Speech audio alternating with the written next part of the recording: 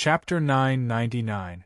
Yao Jing's reaction made Wang Dandan feel that something was amiss. She looked at Yao Jing's cold smile and knew that Yao Jing liked to twist her fingers every time she wanted to do something. Wang Dandan felt her heartbeat quicken.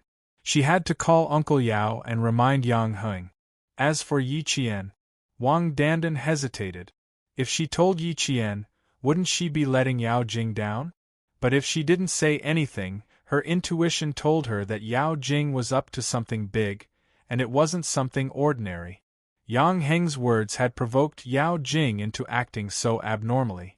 However, seeing how Yi Jian's face had darkened after talking to Yang Heng, with Yao Jing's temperament, it was not impossible for her to make trouble for everyone.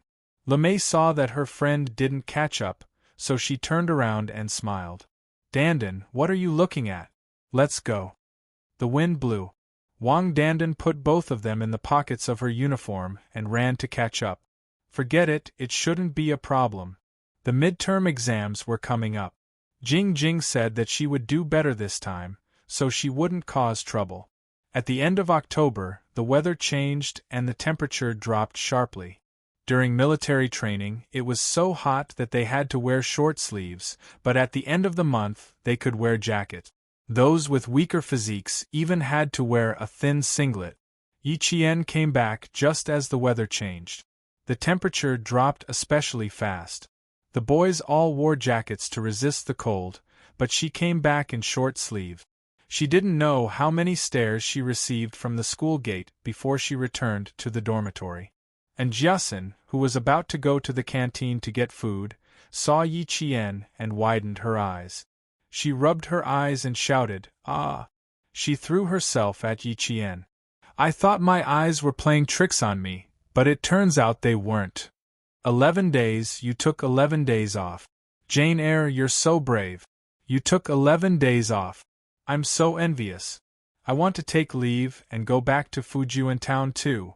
Not only was Jiasin envious, but everyone who was a little nervous about the exams was also envious. Especially when Teacher Tong said that she might take part in the midterm exams.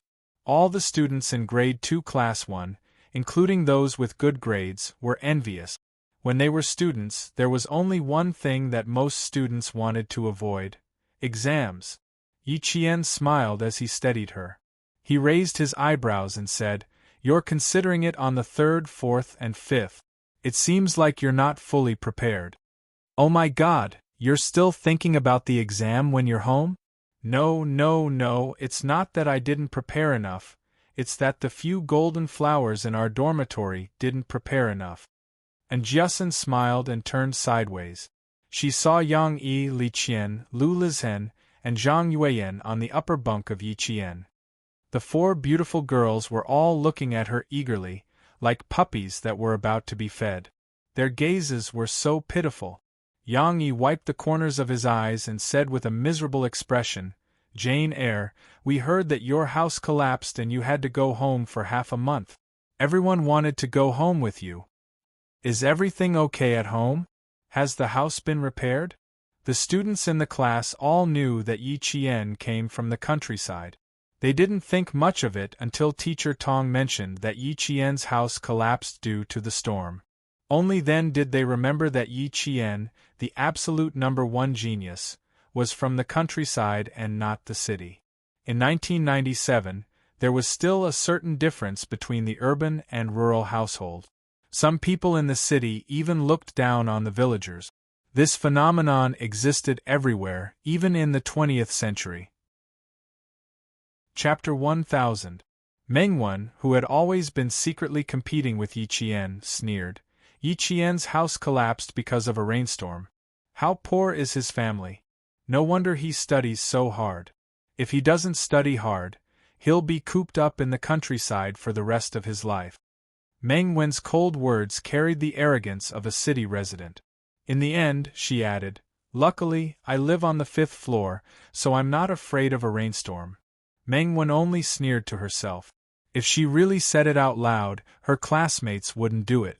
Yi Qian opened the closet and put the bag containing Xia Jinyuan's military uniform in the innermost part. Then he put his few clothes outside. When he closed the closet door, his gaze paused for a moment before he closed it again. Xia Jinyuan, your military uniform is here. I'll wait for the day you come back.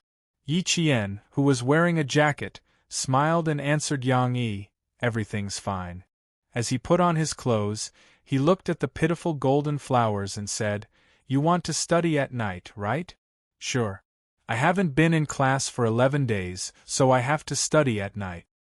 But I can't study from Friday afternoon to Sunday. You have to study on your own. You don't have to go to the training base for the next few days. You took 11 days off, and you don't have to study at night when you return to school. It's really not appropriate. At least wait until the midterm exam results are out. You should hurry back to school and rest in the dorm. I'll bring you food. And Jiasin, who was also from Fujian town, knew that it would take more than 10 hours to travel from town to the provincial capital. As a good friend, she was more considerate than Yang Yi. Yi Qian didn't refuse. He was indeed a little tired. He hadn't rested much since returning to China. She stayed by K7's side the whole time. Xia Jinyuan, Pigeon, and the others were vigilant all the way back to China. They didn't even close their eyes. When Jiasin brought the food down, she saw that Yi Qian was already asleep. Upon closer inspection, she could see that there was a layer of dark circles under her white eyes. Shu, lower your voice, lower your voice. She's asleep. She hurriedly gestured for Yang Yi and the others to lower their voices and said, Let's go to the dormitory next door to eat. You guys go first, I'll warm up her food with hot water.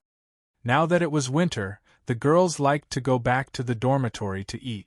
And Jiasin and the others were about to go to the dormitory next door to eat when 3 girls from the dormitory next door walked towards them with lunchboxes.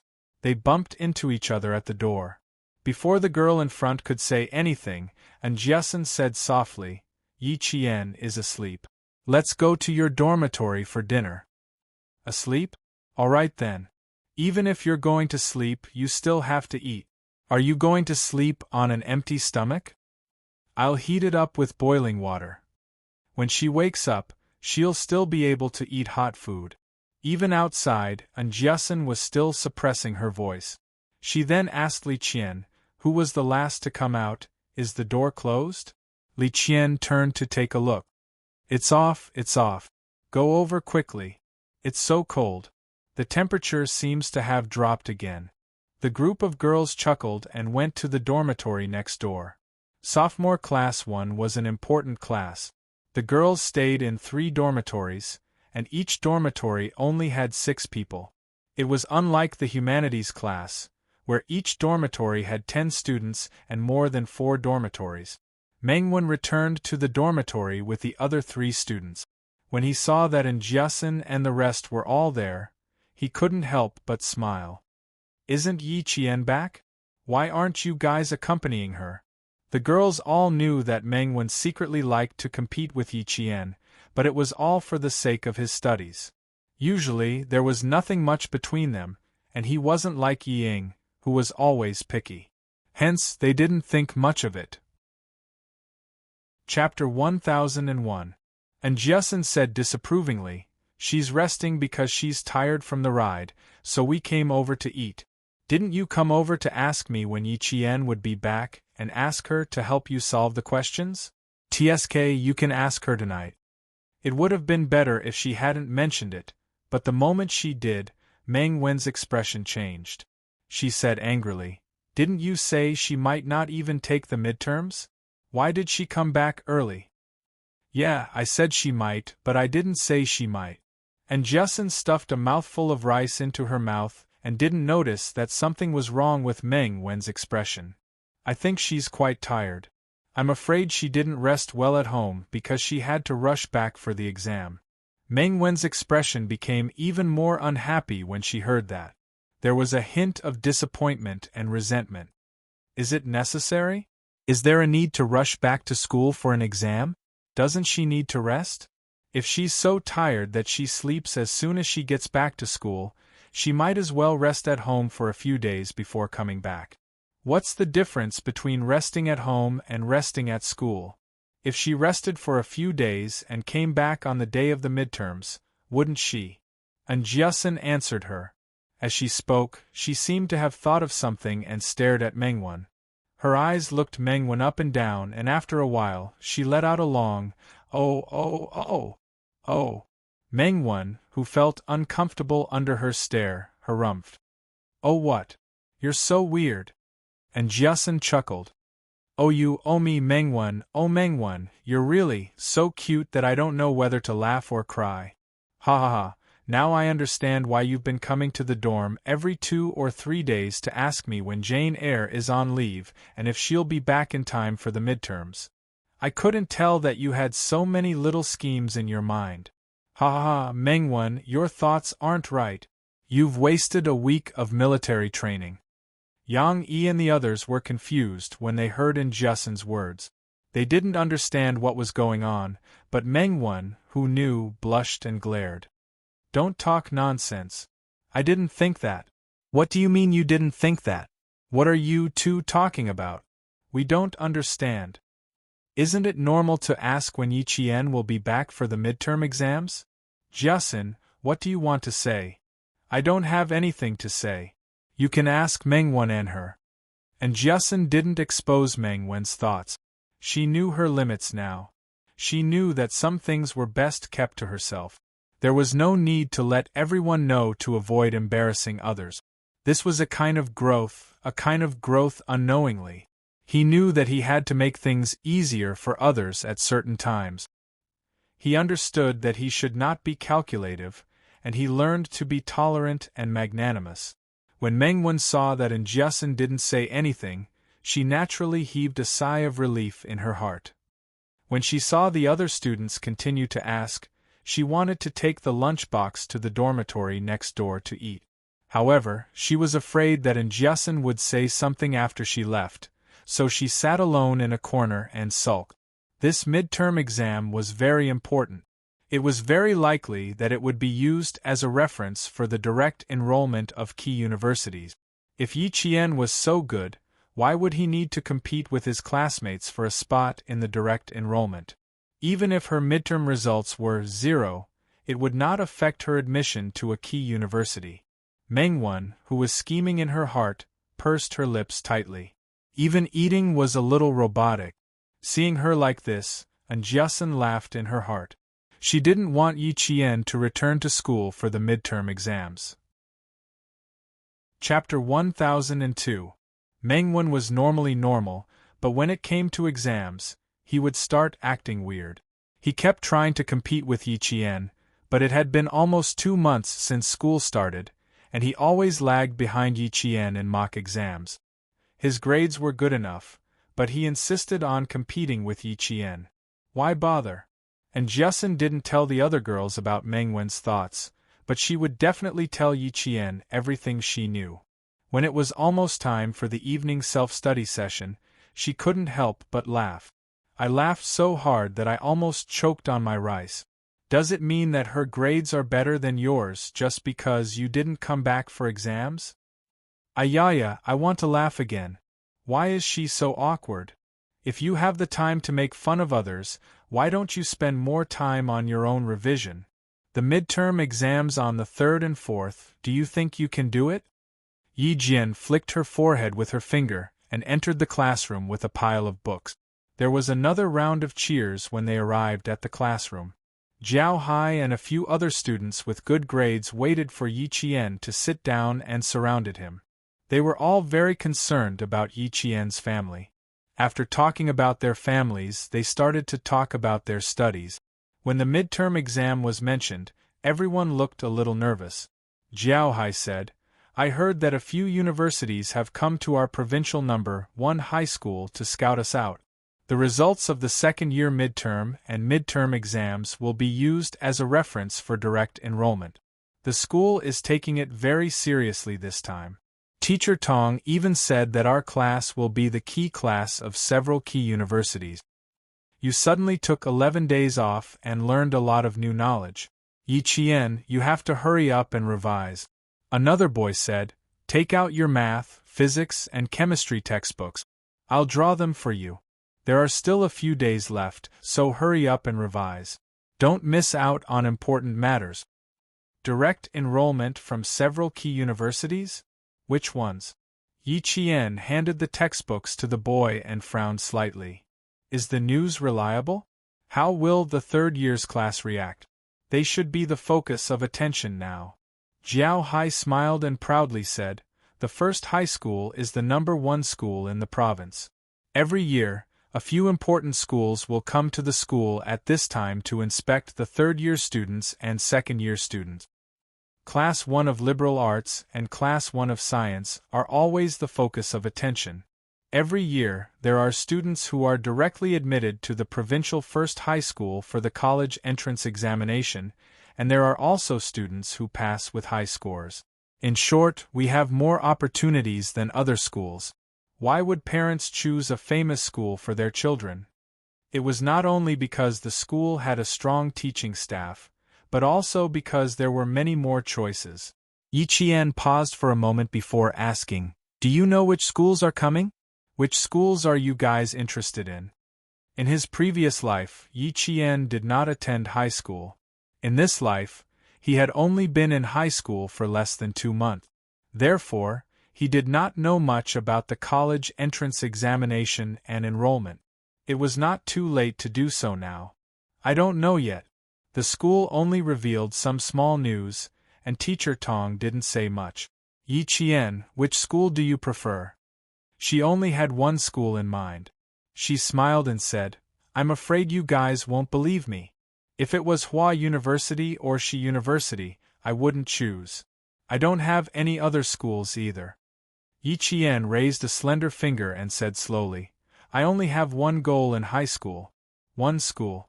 I really haven't considered other schools. Mengwen hoped that she would not take the midterm exams. It was probably related to the direct enrollment for the college entrance examination. Chapter 1003. When Teacher Tong came in, Jiao Hai and the other students with good grades were still in shock.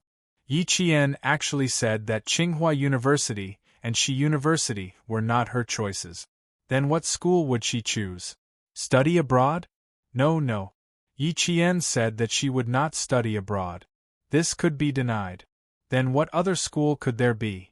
On the day she returned to China, Yi Qian called Teacher Tong and told her that she would come to school today. When Teacher Tong walked into the classroom, she saw Yi Qian sitting upright in the classroom.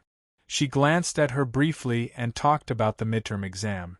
Just as Jiao Hai and the others had said, this exam would be used as a reference for the direct enrollment. Every student had to take it seriously and strive for good grades. Yi Qian did not feel much pressure.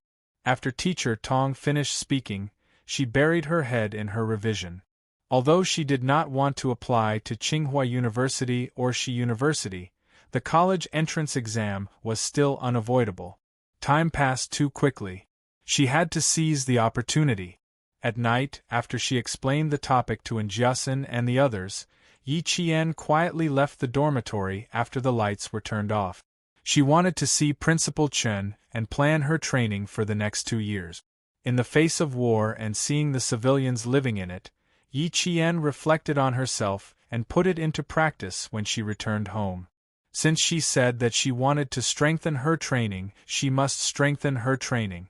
Principal Chen did not sleep. He quietly waited for Yi Qian to come over. You've lost weight. The first thing Principal Chen said when he saw Yi Qian was that she had lost weight. If she did not eat and sleep well for 11 days, she would lose weight. After looking at her for a while, Principal Chen smiled and said, You look more like a soldier. As for your eyes, they're sharper. Not bad. You look more like a soldier now. In order to nurture Yi Qian, Principal Chen had been living in the teacher's dormitory.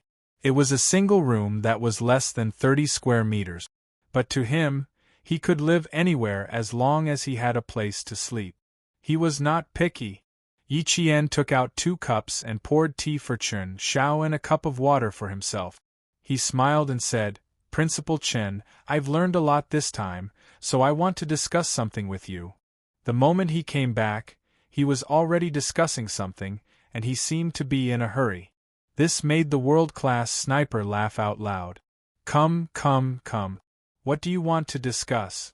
Why are you so anxious when you just came back? I'm afraid it's not an ordinary matter." It just so happened that he also had something to ask Yi Wanwan about her relationship with Captain Xia. "You know me best. I want to discuss the training with you." Yi Jian took a small sip of the steaming hot water and told him her plan. Her expression was cold and determined as she said, "I want to enter the purgatory training in advance. What do you think?" Just from the name of the purgatory training, one could tell what kind of training it was. It was a training where no one gave you any encouragement. You could only rely on yourself and silently encourage yourself to move forward. During the training, you had to endure a huge amount of physical and mental pressure to improve your physical and mental fitness. 4 years of training. This training should only be carried out next year. Principal Chen looked sharply at Yi Qian and said in a deep voice, "Girl, you have to know that once my training mode starts, it will not stop. Are you sure you want to undergo 2 years of purgatory training?" "I'm very sure, Uncle Chen." Yi Qian nodded firmly. Not only did he not back down, but his eyes even had a hint of excitement for the upcoming training. "Uncle Chen, I'm completely sure that I can enter the next round of training." Chapter 1004. There was some silence in the room. Principal Chen narrowed his eyes slightly as he sat in the chair in front of the desk. After some time, he nodded. "All right, I see that you're ready. You can start training in advance. Rest well for the next few days and prepare for the midterm exams. We'll start right after the exams. Train until 11:30 every night. You're still young, so you have to make sure you get enough sleep." Yi Qian smiled. "I'll be careful. I'll have to trouble you again from now on, Uncle Chen." "Ha ha ha, silly girl. My trouble will be much easier than your purgatory training. Enjoy your last few nights of leisure. You'll have to suffer from the night of the 5th. The purgatory training was divided into 3 parts. From 7 o'clock p.m. to 11 o'clock p.m.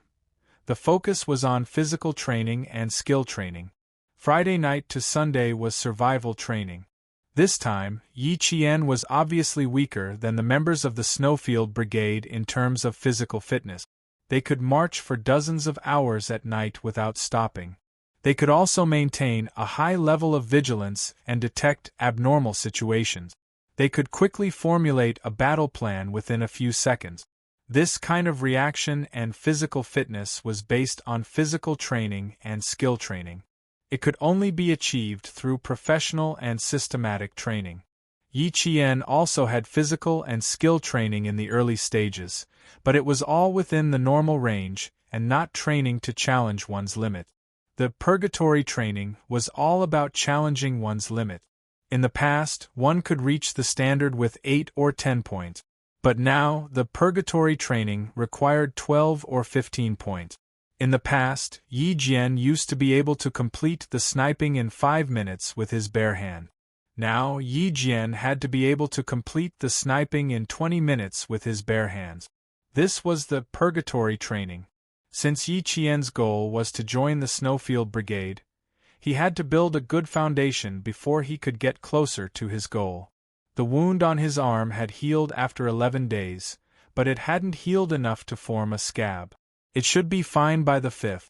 Yi Qian didn't mention his situation to Principal Chen, and Principal Chen didn't ask either. Instead, he drafted a training plan. The black pen scribbled on the white paper. Principal Chen's gaze was cold as he said, "If you want to join the Special Forces, you won't be able to snipe alone. You have to develop in all aspects. Take Captain Xia for example. He's known as the all-around soldier king in the army. I heard from Commander Liu that he's extremely talented in explosives, reconnaissance, electronics, and commanding. In terms of shooting, he's even better than the entire army. Even one of Commander Liu's Gun King veterans couldn't beat him. He has talent, And your talent isn't bad either. If you set him as your goal, girl, you really have a lot to learn. Yi Qian, who had been watching Principal Chen draft the training plan, was caught off guard when he heard this. He choked on the water in his mouth and coughed. This caused Principal Chen to stop writing. He laughed out loud and said, "Girl, why are you so nervous? What, you think I don't know? Ha ha ha, that would be troublesome. I know everything that's going on between you and Captain Xia. I even talked to Commander-in-Chief Xia on the phone and discussed your future development with Captain Xia." Yi Qian choked and coughed even harder. Uncle Chen even talked to Commander-in-Chief Xia on the phone and discussed his future development with Captain Xia. He looked up and stuttered, "You? How did you know? I didn't tell you? Commander-in-Chief Xia called you to tell you?" Chapter 1005. Even if you didn't tell me, someone else would. I was also quite surprised that Commander-in-Chief Xia called me, but I was even more surprised that he actually approved of it. Principal Chen still felt a little incredulous at the mention of his call with Commander-in-Chief Xia. That year in the No Man's Land, he knew that Captain Xia was interested in Yi, so he deliberately mentioned family Xia and mentioned that their family backgrounds were not compatible. He vaguely implied that Commander-in-Chief Xia would most likely not approve of his son falling in love with a helpless female soldier. Who knew that, not only did Commander-in-Chief Xia not object, he was even happy to see it happen. He even discussed with him not to stop the two young people from getting together and to let nature take its course. Yi Qian calmed herself down and took a big gulp of warm water. She cleared her throat and said, "Captain Xia and I are indeed getting along now, but I also told him about our relationship. The real confirmation will have to wait until after we graduate from high school." I also met Commander-in-Chief Xia. He participated in our big review on the last day of military training. I took his car back. About Captain Xia and I. Yi Qian's expression was extremely unnatural under Principal Chen's teasing smile. She braced herself and continued, "Commander-in-Chief said that he didn't object, but I had to be careful. After all, I'm still young." She blushed as she spoke. It was as if she was caught in the act by an adult when she was secretly dating. She was at a loss of what to do. Principal Chen laughed, but he still had to talk about business. Ever since he received the call from Commander-in-Chief Xia, he had been thinking about finding an opportunity to ask. Now that Yi Qian came up to him and brought up the topic herself, it saved him a lot of trouble. "Captain Xia is interested in you. I knew about it during the last training in the No Man's Land. He didn't hide it from me at that time. He even said that he is definitely a man worthy of you. Moreover, he is a soldier who has fought for the glory of the country all his life.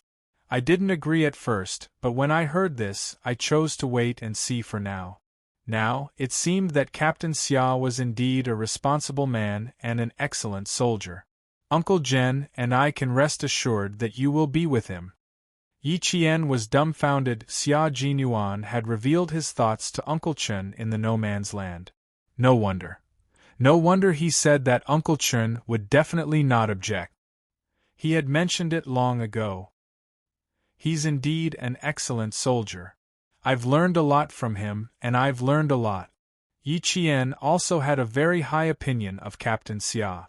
He was a soldier who had fought for the glory of his country all his life. This was the kind of soldier he was. "It's precisely because he's so outstanding, little girl Yi." Principal Chen raised his head, the smile on his face receding slightly. His expression was solemn as he said, "It's precisely because of this that you should work even harder. Don't work hard for him, work hard for yourself. He is a man who is compatible with you, and you are a woman who is compatible with him. You don't need to depend on him to survive, and you don't need to depend on his light to survive. You have your own limelight, and you rely on your own abilities to stand out in the world. You don't need to rely on anyone else. This is what I hope for, little girl Yi." Xia Jinyuan's light was too bright. If little girl Yi didn't want to be overshadowed by his light, she had to work even harder. The two of them were like two stars in the sky. There was no need for one to rely on the other. They both had their own starlight. Don't worry. Whether I'm with Captain Xia or not, I'm still Yi Qian. I don't need to rely on someone else's Yi Qian. She was still herself. She wouldn't change just because she had a prominent boyfriend, and she definitely wouldn't stop moving forward. Chapter 1006. Principal Chun saw that her eyes were clear and bright, and that she did not have any intention of neglecting anything, so he was relieved. He patted her shoulder and said seriously, "Good girl, people must remember their original intentions, and they must not lose sight of their goals. Make sure that you have a pure heart, and bravely pursue your dreams and achieve your goals. That kind of life is a real life, and your life will be even more magnificent. I know what you're doing, so I won't say much. Let's talk about the training. I watched a drill a few days ago, and it gave me a huge shock. The current army is not the same as the army I was in back then, and the deployment and use of snipers is also very different. From private matters to training, the old man and the young girl's expressions changed at the same time. Their eyes were cold, and their expressions were slightly cold. They began to discuss the content of the training. For example, in the mechanized infantry unit, a mechanized infantry battalion is assigned a sniper squad, and the deployment is decided by the battalion commander according to the specific situation such as the mission, the enemy, the terrain, and the time. The sniper squad in the battalion is a combat unit that is quite opposite to each other. It is made up of 2 or 3 sniper squads and a squad leader. This is different from before. We used to have a sniper and an observer, and sometimes we didn't even have an observer. Just from this point alone, you can see that the reform of our army is quite big. I used to train you to fight alone, but it seems like I have to teach you about team combat in the future. In the army, you are not an individual, but a team. Soldiers in a team can fight together, and when necessary, you can fight alone. Principal Chun told Yi Qian everything he saw in the drill over the past few days, so that Yi Qian could better understand the sniper combat of the entire army. I also saw that the snipers will have military all-terrain vehicles. The front and back of this vehicle can carry weapons systems, fuel, water, food, communication equipment, and personal combat equipment. It can be seen that the snipers the army needs now are not just soldiers responsible for sniping, but also to provide more useful information for the rear troop. Yi Qian did not know any of this. It was only through Principal Chen's analysis that she came up with a concept. From today onwards, Yi Qian would no longer limit herself to a sniper who only held a sniper rifle and went into battle alone. Instead, she began to develop the concept of an information-based sniper. Just from one exercise, Principal Chun had analyzed that all the troops of their country had already begun to use the information-based combat method. It was completely different from those countries that did not even have their own fighter jets and were militarily backward. A great country had risen. From returning to school to preparing for the midterm exams, Yi Qian attended classes during the day and studied at night. In less than one night, he had reviewed all the new lessons from the past 11 days. She had already finished her self-study, and revising again was just to consolidate her knowledge. The learning atmosphere in the class was quite tense. In order to obtain the direct enrollment quota, everyone was fully immersed in the midterm exam. The grade 12 students were even more nervous. They were going to take the college entrance exam next year. If they could be directly enrolled, it would not be as stressful for the grade 12 students. The intense revision of the grade 12 and grade 12 classes actually made the school much quieter for the first 3 days of the midterm exam. The exam started on the 3rd of the day, and Jiasen's eyelid kept twitching. Before the exam started, she said to Yi Qian, "I think I'm going to do badly this time. My left eye keeps twitching." Chapter 1007. Yi Qian held her face and teased her seriously. It's too late to think that you'll do badly. If you really don't do well, Uncle and Auntie will think it's normal. If you do well, I think they'll think it's abnormal. That's true. Ha ha ha, I didn't sleep well last night. I had a dream that I was looking for a pen during the exam. I was so scared that I woke up. And Jiasun was relieved by Yi Qian's comforting words. She quickly said, "Don't tell me you really didn't bring a pen." "Let me see," opening the stationery bag, and Jiasun's mouth twitched as she said, "I really didn't bring a pen." "Not bad. You'll have no problem taking the exam. There's only 15 minutes left. You can go back and find a pen." Yi Qian looked at the time and reminded her slowly, "I'll give you 7 minutes and 30 seconds. That's enough time." And Jiasun ran away. She didn't dare to stay. Not bringing a pen during the exam. She was really generous. There were still 5 minutes left before the exam. And Jiasun ran back to the classroom, panting. She didn't go back to her seat. Instead, she ran to Yi Qian's side. Panting, she said, "I thought I was the only one who didn't bring a pen. Yao Jing was the same. I bumped into her when I went upstairs. She even dragged me to talk to her." Yao Jing, a name that he hadn't heard for a long time. Yi Qian also realized that he hadn't heard her announcements in school for the past few days. Don't think that other people are like you, forgetting to bring a pen. Maybe they walk slower. Go back to your seat. The exam is about to start. Yi Qian didn't have much interest in Yao Jing.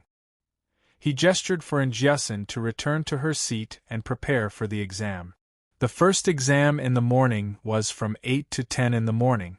Students from Year 1 to Year 3 would be taking the mathematics exam. The exam papers would be given out 3 minutes in advance. As the bell rang, the entire campus fell silent. One could even hear the rustling of the leaves in the wind. Yi Qian was famous for his quick answers. The teachers in the school had also heard of him. At this time, the teachers in each class were swapping invigilators. 2 invigilators took turns standing in front of Yi Qian. When he was filling in the blanks, the teachers watching at the side were dumbfounded. He didn't even need to use a piece of draft paper. He just kept writing. While others had only done 1 dish, she had already done 3 or 4. With this speed, she could finish the 2-hour exam in less than an hour. After standing there for 10 minutes, the teacher rubbed his face and left. Standing in front of such a student, even a teacher would feel a little sad. The pressure was so great. The other teacher did the same. After standing there for about 10 minutes, he walked away silently. The pressure was extraordinarily great. Being a teacher was not as fast as being a student. When he saw the questions, he had to draw and write in his palm. As a student, he would just take a pen and calculate from the beginning to the end. The entire process was mental calculation. There was no paper. Yi Qian had always been good at mental arithmetic. Otherwise, how could he have won the individual gold medal in the mathematical Olympiad? At around 9:10 a.m., Yi Qian had already closed her test paper and was about to leave. Outside, the 2 unfamiliar teachers who had been keeping an eye on Yi Qian could not help but secretly nod their heads when they saw this. They said to Principal Chow, "Principal Chow, when her midterm exam results are out, we'll have to trouble you to keep an eye on her." "No rush, no rush. There are still 3 days before the exam. The 2 of you can keep an eye on other students." Principal Chow, who was accompanying the 2 Western University admissions teachers, was playing Tai Chi. Yi Qian did not even need the admissions teachers to keep an eye on her. When the results were out, many schools would fight to get her. However, Old Chern had already reminded him that Tsinghua University and Western University would not be Yi Qian's choice. Chapter 1008. When the teacher from the admissions office of Western University heard this, he smiled and said, "Nannan No. 1 Middle School has always been full of talents. 2 of the exchange students that our school selected to go to the United States graduated from Nannan No. 1 Middle School. The relationship between Western University and Nannan No. 1 Middle School is not ordinary. If there are good top students, President Chow, you have to tell us in advance.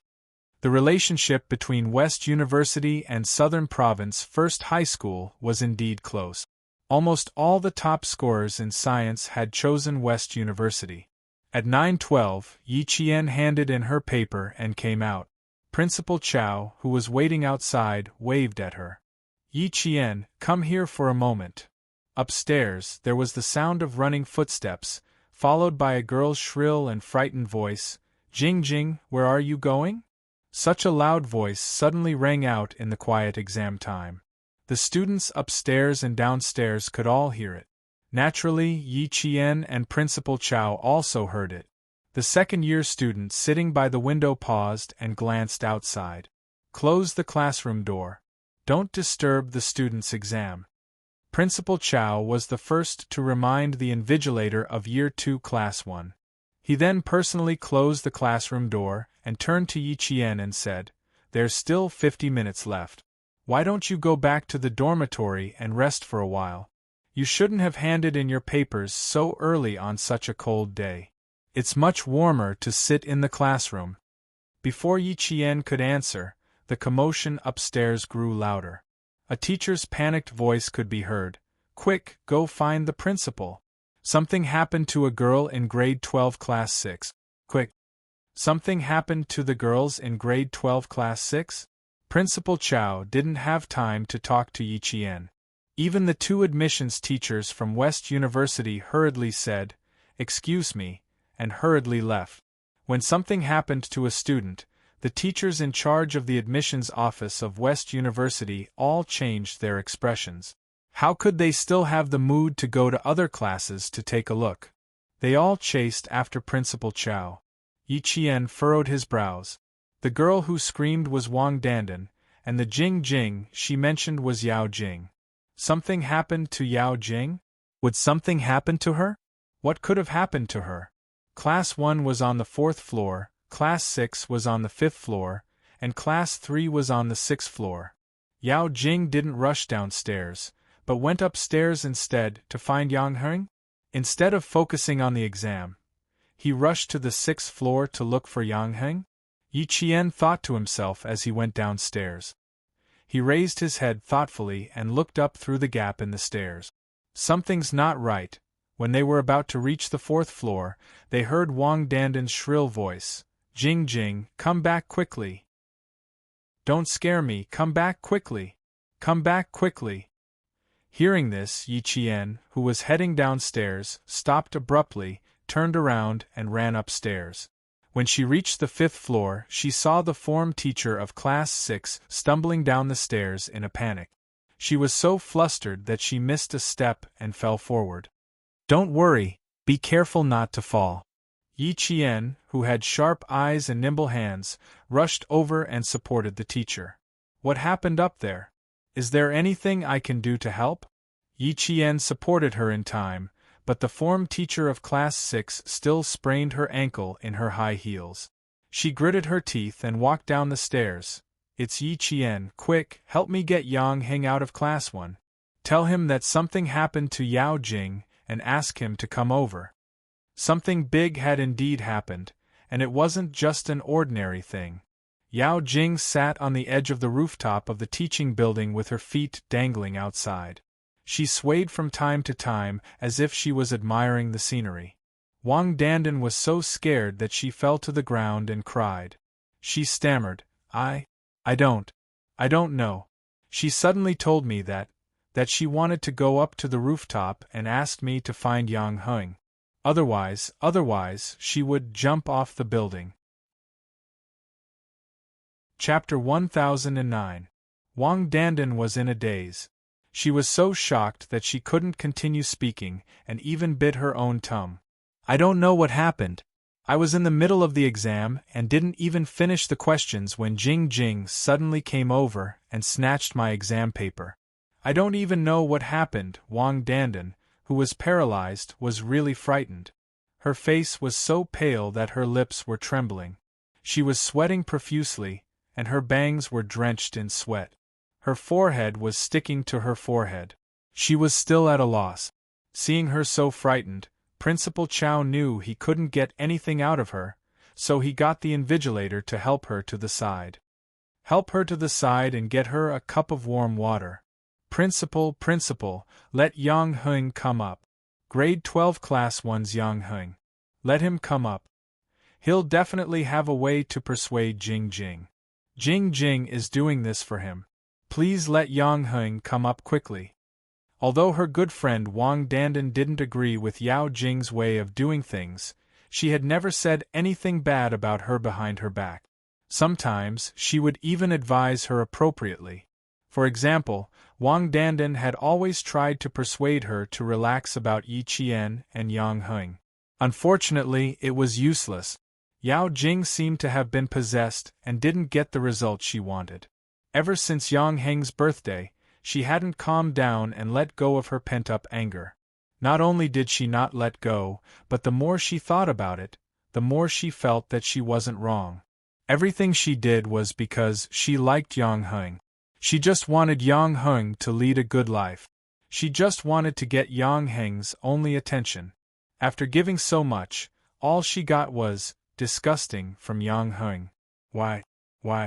How could Yang Hung call her disgusting after giving up so much? She gave up so much just to prevent him from being seduced by those students with ulterior motives. Didn't she know why they liked Yang Hung? Wasn't it because of Yang Heng's family background? He was good-looking, had a good family background, and was good at studying. Who wouldn't like him? They all liked him. No one disliked him. But that was exactly what they liked. Liking someone with ulterior motives was despicable. Unlike her, she only liked Yang Hung himself. From middle school to high school, she only liked Yang Hung. She liked him so much and wanted him to lead a good life. Yang Hung, what makes you think she's disgusting? How was she not worthy of him? In what way was she inferior to Yi Qian, that wretched girl from the countryside? Yao Jing was humming songs one after another. They were all sung by Yang Heng's favorite celebrities from Hong Kong and Taiwan. Sometimes they were happy, sometimes they were sad. They were all tunes that Yang Hung would hum from time to time. She didn't look back. She placed her hands on the edge of the rooftop and looked up at the gray sky. The corners of her mouth were raised high, as if she was smiling, but her smile made people panic. Hearing these tunes, Wang Dandan's tears flowed down one after another. Her hands holding the cup were still trembling. She turned her head to look behind her from time to time. Why aren't they here yet? Why aren't they here yet? Why wasn't Yang Hung here yet? Was he not coming? Was he really going to leave him in the lurch? The parents of the students have already rushed over. The police have also sent people over. There were quite a few teachers on the rooftop as well. All of them stared at the troublemaking students with taut nerves. None of them dared to even breathe loudly. At this moment, all the teachers in the school were frightened by Yao Jing. None of them dared to act rashly, let alone speak loudly. Chapter 1010. Is Yang Hung here yet? Hurry him up and ask him to calm the girl down. Principal Chow was also panicking. This was the first time in his 11 years as principal that a student wanted to jump off a building. Although he was panicking, he did not show it on his face. As the principal of a school, how could he be so careless? When Yang Hung arrived, he was called out by the teacher and Yi Qian before he could finish the 3 big questions on the math paper. Yao Jing wants to jump off a building. She wants to see you. That was all Yi Jian knew. As for the rest, she was equally confused. She didn't know what was wrong with Yao Jing that made her want to jump off a building in school. At 9:18 a.m., Yang Hung walked out of the classroom less than 5 minutes after Yao Jing climbed to the rooftop. Hearing this, his handsome face darkened and the corners of his mouth tightened. She really knows how to play. She even wants to jump off a building. Yi Qian, do you believe that she will jump off a building? This question. Yi Qian felt that it was not easy for her to answer. Would Yao Jing jump off a building? No, that was what she thought when she heard Class SIX's homeroom teacher. Yao Jing would not jump off a building. A self-centered person who enjoyed the envious gazes of others, and who had such a strong desire to show off would never do such a thing that would hurt himself so easily. Yao Jing would definitely hurt others, but she would not let herself get hurt. She was such a girl. Would she believe that she would jump off a building? She would not believe it. However, Yi Qian could not say if she would jump off a building at this time. She pondered for a moment and said, "Whether she will jump or not, we have to know what she wants to do." She deliberately chose to go to the rooftop during an exam and not during class. From this point of view, Yao Jing's intention to jump off a building is not big. Choosing to jump during an exam could not only avoid being surrounded by the students, but also let the teachers know what she was doing. After forcing Yang Heng to come forward, Yang Heng would not be able to reject anything Yao Jing said in a situation where there were no students around. Because the teachers would definitely persuade Yang Heng to agree to everything she said. In order to prevent her from jumping off the building and the students from getting into trouble on campus, all the teachers would persuade Yang Heng to promise her everything. Yang Heng strode towards the rooftop, his eyes flashing with a trace of mockery. He whispered to Yi Qian, "That's right, I have to know what she's up to. You took more than 10 days off, but she didn't even try to jump off the building. The moment you came back for the exam, she tried to cause trouble. Yi Qian, I can tell you now that I didn't make it after I showed up. I even had to ask you to come up here." "This is indeed possible." Yi Qian raised his eyebrows. He stopped at the staircase leading to the rooftop. "I won't appear for the time being. I'll wait for her to make her move." Yang Heng nodded. He took a few steps up the stairs and disappeared before Yi Qian's eyes. The weather in November had turned cold. When the wind blew, the chill crept into one's neck. The wind on the rooftop was very strong. Yang Heng, in his blue and white uniform, appeared on the rooftop, making the teachers feel as if they had seen their savior. Principal Chow was instructing the teachers to stay in the classroom after the math exam. When he saw Yang Heng, he immediately signaled him to go back. He had to give a few instructions. "Yang Heng, something happened to Yao Jing from grade 12 class 6. Go and persuade her, but don't agitate her. Do whatever she wants to say and do as she pleases. You have to wait until her parents arrive, understand?" Yang Heng. Standing in the small pavilion leading to the rooftop, Principal Chow calmly instructed, "You have to remember, you have to wait until her parents arrive." Chapter 10-11. "I'll try my best." Yang Heng nodded as his handsome face darkened.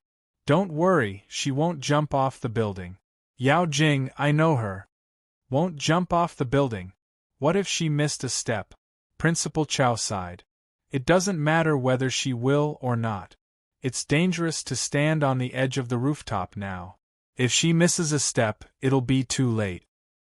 He patted Yang Heng's shoulder and said solemnly, "Yang Heng, it's up to you now.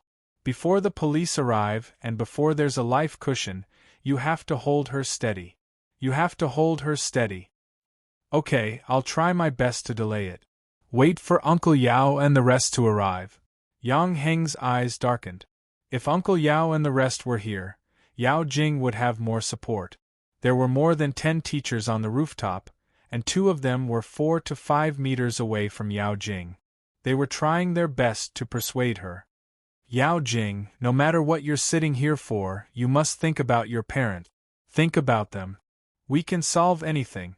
As long as you tell us, we'll think of a way to solve it. Why must you joke with your life? All the students are very worried. Can you come down first? If there's anything, we can sit down and talk. Sit down and solve it together, okay?" Yao Jing turned her head and said to the teacher who was talking to her on the right, "I want Yang Heng to come up. Also, don't get too close. If you get too close, I'll panic. Who knows, I might accidentally fall down." She immediately turned her head to the left and saw the teachers approaching her. "I don't like teachers surrounding me like this. I have to stand up. If I stand up, you won't dare to come close to me. As he spoke, he really stood up. The teachers on the left and right were so shocked that they all stepped back. Sit, sit, we'll leave, we'll leave. It was too scary. How could there be such a student? Even adults don't have the guts to jump off a building. Yao Jing stood up and extended one of her legs into the air. Her action scared all the teachers to the point that they almost had a heart attack. Teacher, don't come any closer. Look, I just have to lift my leg and I'll go down. With one leg in the air, she smiled menacingly. I want to see Yang Heng. I want to see him. Right away, right away. Yang Heng is taking the exam. He is a senior high school student. You have to give him some time. Don't be agitated. He'll be here soon. I guarantee that he'll be here soon. Yao Jing, sit tight and don't move. Yang Heng will be here soon. At this time, they could only go along with her. Their hearts were in their throats, and the teacher in their eyes did not dare to do so. Everyone opened their mouths to persuade her. I want to see him immediately. Are exams more important than my life? Is it more important than my life? I want to see him, now. Right away. She screamed, and her expression was so crazy that it made the hearts of the teachers tremble. They stared at her feet, afraid that she would fall down in her agitation. Yang Heng, who rushed out of the rooftop, happened to hear this sentence. Seeing her with one foot in the air, his eyes instantly darkened. Standing was even more dangerous than sitting. Headmaster Chow was so frightened that layers of cold sweat appeared on his back. Yang Heng, hurry up and persuade Jing Jing. She's been acting strangely for the past 10 days. That day when Yi Qian came back to school and saw you talking to her, even her expression changed. Wang Dandan grabbed Yang Heng's sleeve and said with tears in her eyes. She placed all her hopes on Yang Heng. She can jump, she really can jump. Chapter 10-12. Yang Heng lowered his head to look at her. The corners of his mouth twitched slightly as he said softly, Do you believe that she will jump? Yao Jing is not afraid of heights. Yao Jing was not afraid of heights. She sat on the rooftop of the school building with her hands on the edge. Her center of gravity was tilted backward. From this posture, it was obvious that she was secretly protecting herself. I don't know, but she is really in danger now. Yang Heng, you can't leave her in the lurch. Wang Dandan said softly, her red and swollen eyes full of pleading. Yao Jing, she likes you too much. Yang Heng pursed his lips and remained silent. When it came to Yao Jing, no matter what he did, she always had a way to force him to stand up. He walked out and said loudly, Yao Jing, I'm here now. Can we talk about it after you come down? Yao Jing, who was still in a frenzy a second ago, stopped yelling at the teacher when she heard the familiar voice.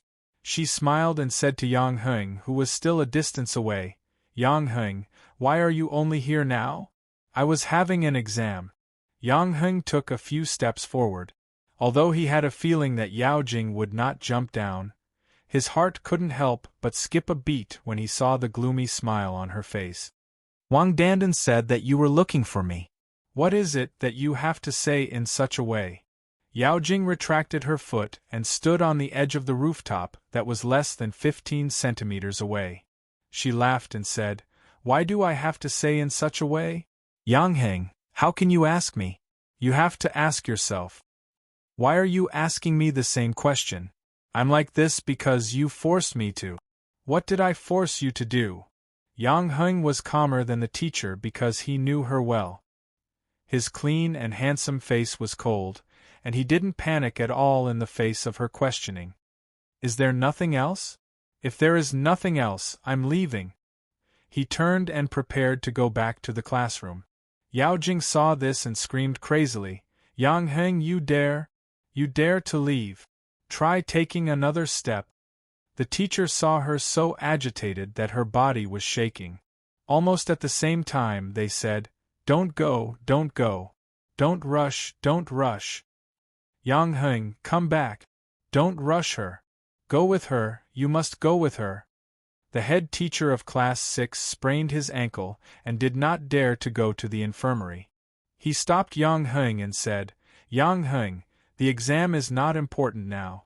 Life is important. If something really happens to her in school, all of us will have to bear the consequences." Just as Yi Qian had guessed, all the teachers were advising Yang Heng to go along with Yao Jing and not be anxious with her. All the teachers tried to persuade her. Yao Jing's eyes flashed with a trace of ruthlessness as she said again, "Yang Heng, you know best what kind of character I, Yao Jing, have. If I'm having a hard time, you won't have a good time either. I jumped down today because you forced me to my death. You and Yi Qian forced me to my death." Upon hearing Yi Qian's name, Yang Heng clenched his fist. He turned around and looked at her coldly. "What did we force you to do? What does your jumping have to do with me and Yi Qian?" Yang Heng. Seeing that Su Tao had no intention of going along with Yao Jing, Principal Chao said in a deep voice, "Why don't you soften your attitude? This isn't a small matter." Why was it related to Yi Qian again? Ever since the previous incident, Yi Qian and Yao Jing had no more conflicts in school. Why was it related to Yi Qian again? Chapter 10:13. Yang Heng loosened his fist and clenched it again. He took a deep breath and said, "Say it yourself, what do you want? The whole school is having an exam and you're jumping off the building. Yao Jing, I know you, and that's why I don't want to talk to you. Now I'm listening, you tell me. At most, I'll skip the exam this time and spend a day with you on the rooftop. You said that I forced you to jump, so it's fine. If you jump, I'll pay with my life." The moment she said that, more than 10 teachers' knees turned to jelly. A life for a life. "Yang Heng, what nonsense are you talking about?" His tough attitude showed no signs of obedience. Yao Jing's eyes were filled with hatred. "Yang Heng, you're really ruthless." She didn't even soften his heart. It's fine. As long as he didn't leave, her plan would succeed. "Are you forcing me to jump now? Fine, a life for a life is fine. But do you dare to stand up? If you dare, I'll believe you. A life for a life." Yao Jing's voice was extremely sharp. Tears flowed out of her eyes. She cried while wiping her tears. "How can you do this? How can you force me like this? Will you be happy if I jump? Will you be able to be with Yi Qian? Will Uncle Yang and Auntie Yang be happy? Yes, you'll all be happy. The more she said, the crazier Yao Jing's expression became. She was almost shouting in the end, but there was a strange light in her eyes. She seemed to be very happy with Yang Heng's "a life for a life." Yang Heng took a step forward but was stopped by a few teachers.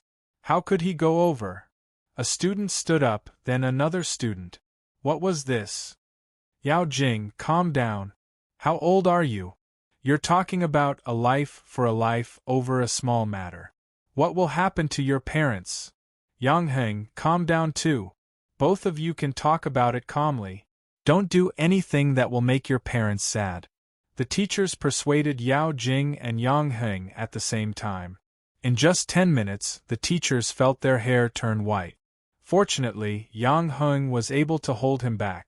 The teacher's focus was still on Yao Jing. He tried to persuade her until his mouth was dry and cold sweat broke out on his back. He was so nervous that his muscles were sore. Seeing Yang Heng being held back, Yao Jing's face darkened. She wanted Yang Heng to come over. Not only did she want him to come over, she also wanted Yi Qian to step forward. Yang Heng, who was held back by the teacher, glared coldly at Yao Jing, who still believed that she had done nothing wrong, and said coldly, "I don't understand what you're saying. What does your own business have to do with my parents? Why should my parents be happy when you jump off a building? Yao Jing, don't treat the things you want to do as if you were forced by others. No one forced you. It's just like jumping off a building. Who forced you? All the teachers advised you to come down. I also asked you to come down, but you didn't want to come down. Are we forcing you to do this? Well said. The teachers heaved a sigh of relief when they heard Yang Heng's words. He had to drag it out. He had to drag it out. He had to drag it out until the parents and the police came. Why isn't he here yet? It had already been more than 10 minutes. Yang Heng, who was being stared at by Yao Jing, was speechless. The hatred in his heart grew. He gritted his teeth, and even his voice was filled with malice. You didn't force me? Call Yi Qian up. The three of us will confront each other. Let the teachers see if the two of you forced me. Chapter 10:14. I'm just saying that she got into a fight with someone outside and implicated you. I'm obviously doing this for your own good, but you're helping Yi Qian instead. You even said I'm disgusting. I'm doing this for your own good, Yang Heng, but in the end, I'm still being scolded by you. Call Yi Qian up.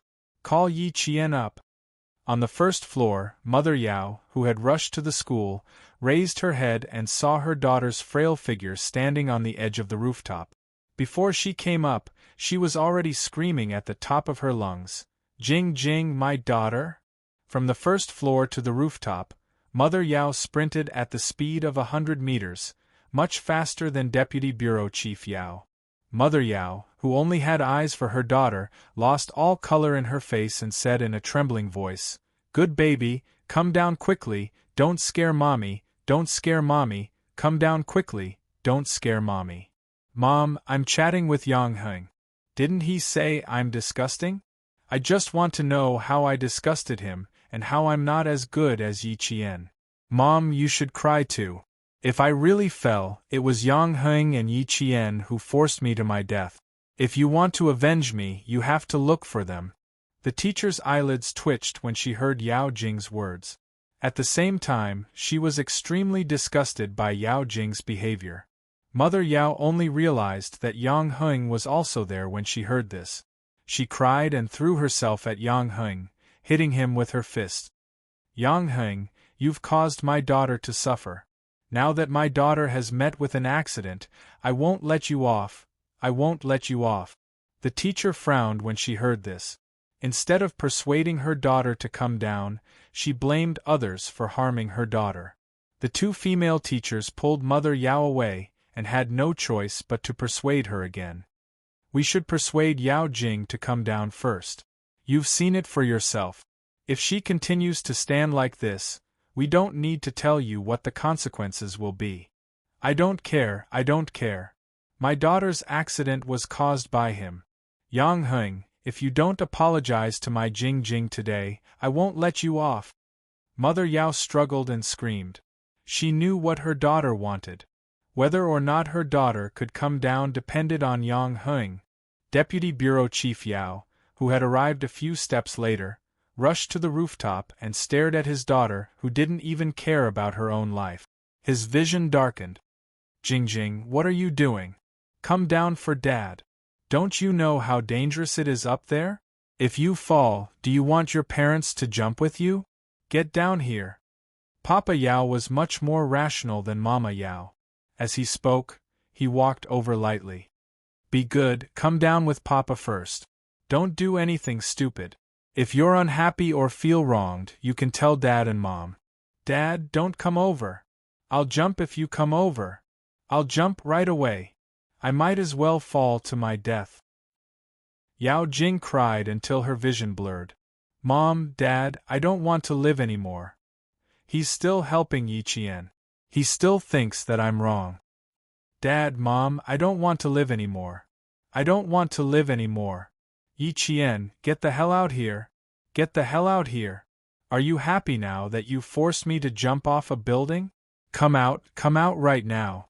Yi Qian, yes, yes, yes, and that devilish girl. What are you teachers waiting for? My daughter, get Yi Qian out here. Get her out here. Get her out here. After Yao Jing shouted, Mama Yao continued to shout. The mother and daughter's voices were each louder than the other. As for their expressions, the older one was crazier than the younger one. Papa Yao turned around and glared at his wife. He said in a low voice, Get our daughter down here first. Instead of persuading her properly, you're adding fuel to the fire.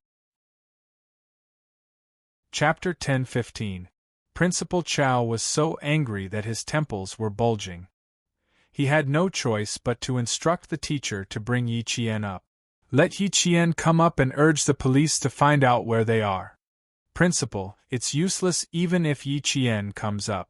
Teacher Tong, who had been silent all this while, said with a sullen face, "You should be able to tell that Yao Jing is forcing Yi Qian to come out." This obviously had nothing to do with Yi Qian, but she kept mentioning Yi Qian. Teacher Tong's face turned cold. "There's no other way. We can only let Yi Qian come up. You go find Yi Qian." Principal Chow could only compromise. As long as Yi Qian came down, everything would be settled. The province could not accept a student who jumped off a building for no reason. Yang Heng, who had been punched by Mother Yao, held back the anger in his heart. He gritted his teeth and asked Mother Yao, "Auntie, ask yourself honestly. Does this have anything to do with Yi Qian? Does your daughter jumping off a building have anything to do with her? Don't go against your conscience. How is it not related? Now that my daughter is in trouble, my daughter asked her to come up. She dares not to come up. Yang Heng, do you want to see Jing Jing jump off the building? Tell me, do you want Jing Jing to die?" How could Mother Yao remain calm when she thought of her daughter jumping off a building? She scolded whoever she could find. After scolding, she cried out her daughter's name. "Jing Jing, don't do anything stupid. Mom will ask Yi Qian to come up and apologize. You can't scare Mom. Don't scare Mom." Yi Qian was like Yang Heng. He did not know why he had to apologize to Yao Jing. "You don't have to say anything. Just listen to her." Teacher Tong led Yi Qian to the rooftop. She gently reminded him, "Yao Jing's mother is here too. Yang Heng was hit by her a few times just now. You have to be careful." Yi Qian's expression was much lighter than before. He was not sure if Yao Jing would jump off the building or not, but now, he was sure that she would not jump. "I'll answer whatever she asked. I won't take the initiative to speak." "That's right. If she asks, just answer. What's there to apologize for? Regardless of whether she's wrong or not, just bear with it for now. We'll settle this matter slowly after they come down." Teacher Tong's thoughts were the same as Principal Chow's. The school would definitely not accept a student like Yao Jing and would advise her to drop out. It was 9:40 a.m. Almost half an hour after Yao Jing ran to the rooftop. There were still 20 minutes before the math exam ended. Yao Jing secretly glanced at the first floor. The police had not arrived yet, and there were no escape mats. But the person she was waiting for was not here yet. Yi Qian was not here yet. Mother Yao cried as she leaned against the teacher. She urged her daughter to come down quickly and blamed Yang Heng for not helping her daughter at all. He disregarded their friendship of more than 10 years and instead helped outsiders to bully her daughter. "Can you stop talking?" Father Yao, who didn't dare to approach, gripped his phone tightly. As he dialed the number, he warned his wife not to say anything that would hurt his daughter. He called the police station and asked them to send someone over as soon as possible. Yi Qian could feel the tense atmosphere on the rooftop. It was all because of Yao Jing. Everyone was tense, afraid that she would come out. "Why are you really here?" Yang Heng looked at Yi Qian and frowned. He whispered, "Something's not right. I just said that I'll pay with my life." She seemed very happy. Yao Jing was happy to pay with Yang Heng's life? Yi Qian frowned. What is she trying to do? Is she trying to jump off the building? Is she trying to force you to jump off the building? If that was really the case, Yao Jing's mind was too twisted. It was completely abnormal.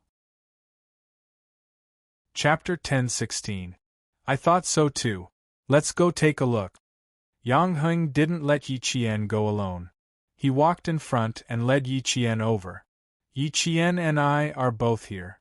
Ask whatever you want. Mother Yao heard Yi Qian and immediately turned her head. Her gaze was as sharp as a knife. Yi Qian, my daughter is in trouble. I don't care whose daughter you are, I won't let you off. Yi Qian looked at her indifferently and said coldly, "Fortunately, the teachers are here. Otherwise, I wouldn't be able to explain myself. How can you blame others for jumping off the building? The director's wife is still the same as before. She's used to confusing right and wrong. I don't care how powerful you are. If my daughter is in trouble, I'll only look for you." Mother Yao shouted fiercely. Then she cried and said to Yao Jing, "Jing Jing, they're here. Can you sit down and talk? Can you come down and talk?" No, she couldn't sit down and she couldn't come down. It was still too far away. She had to let the two of them come closer. Yao Jing's eyes flashed with a trace of malice. With a hoarse voice, she said, "You two are here. You're finally here. Yi Qian, you're happy today, aren't you? You must be happy to see me jump off the building. As long as I jump off now, no one can stop you from being with Yang Heng, right? Jing Jing, do you want me to jump with you?" Mother Yao cried until her voice was hoarse. At this moment, she didn't have the authority of an office manager. She was like an ordinary woman who was worried sick for her daughter. Yao Jing didn't look at her parents again. She only stared at the two people who were a few meters away. Tears flowed from her eyes, but she was smiling. "I want to ask you. I have a lot to ask you. Yang Heng, do I really disgust you? Do I really disgust you?" As she asked, she stepped a little closer to the edge of the rooftop. It seemed that Yang Heng's answer would disgust her and she would jump immediately. Yi Qian, who had been keeping her by his side all this while, narrowed his eyes slightly. It turned out that she really didn't want to jump off the building. She carefully maintained her center of gravity and leaned forward. The teachers on both sides did not leave. When they saw Yao Jing standing at the edge, their hearts almost jumped out of their throat. They signaled Yang Heng with their eyes to let him follow Yao Jing. "No," Yang Heng answered coldly and emotionlessly. Yao Jing smiled as she combed her hair that was messed up by the wind and sighed, "It's too far, and I can't hear you clearly. Yi Qian, we have a lot to talk about. How about we chat before I jump?" "Something's not right." Yi Jian raised her eyebrows and said indifferently, "Okay, let's chat then." "Yi Qian." Yang Heng lowered his voice and frowned. She must have something else on her mind. I know she must have something else on her mind. Let's see what it is. There are still 20 minutes before the next exam, and I don't want to miss it, Yi Qian said casually as he walked step by step to Yao Jing's side.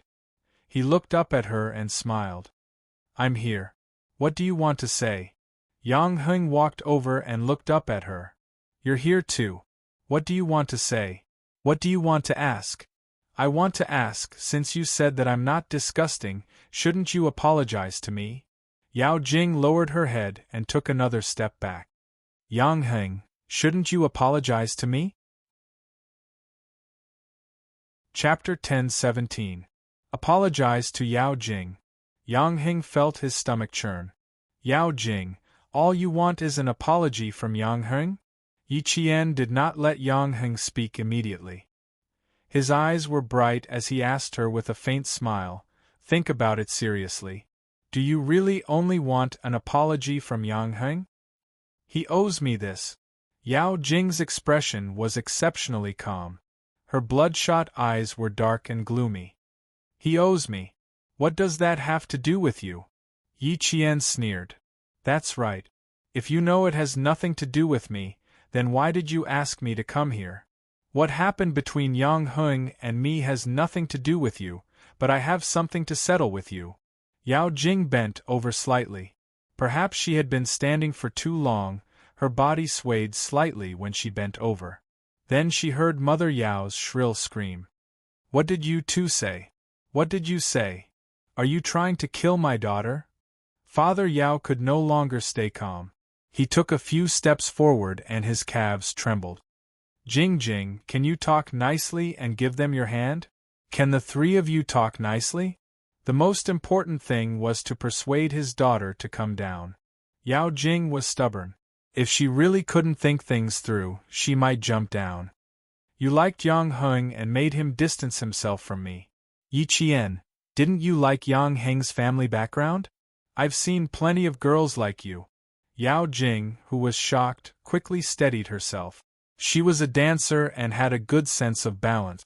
She was able to stabilize herself after swaying a little. Yang Heng lost his patience. What do you want? Give me your hand. Hurry up. He took a step forward, almost grabbing Yao Jing's ankle and pulling her down. I've never thought of going down since I was standing here. Apologize to me, Yang Heng. Apologize to me loudly. Yao Jing moved to the side of the rooftop to prevent Yang Heng from pulling her down.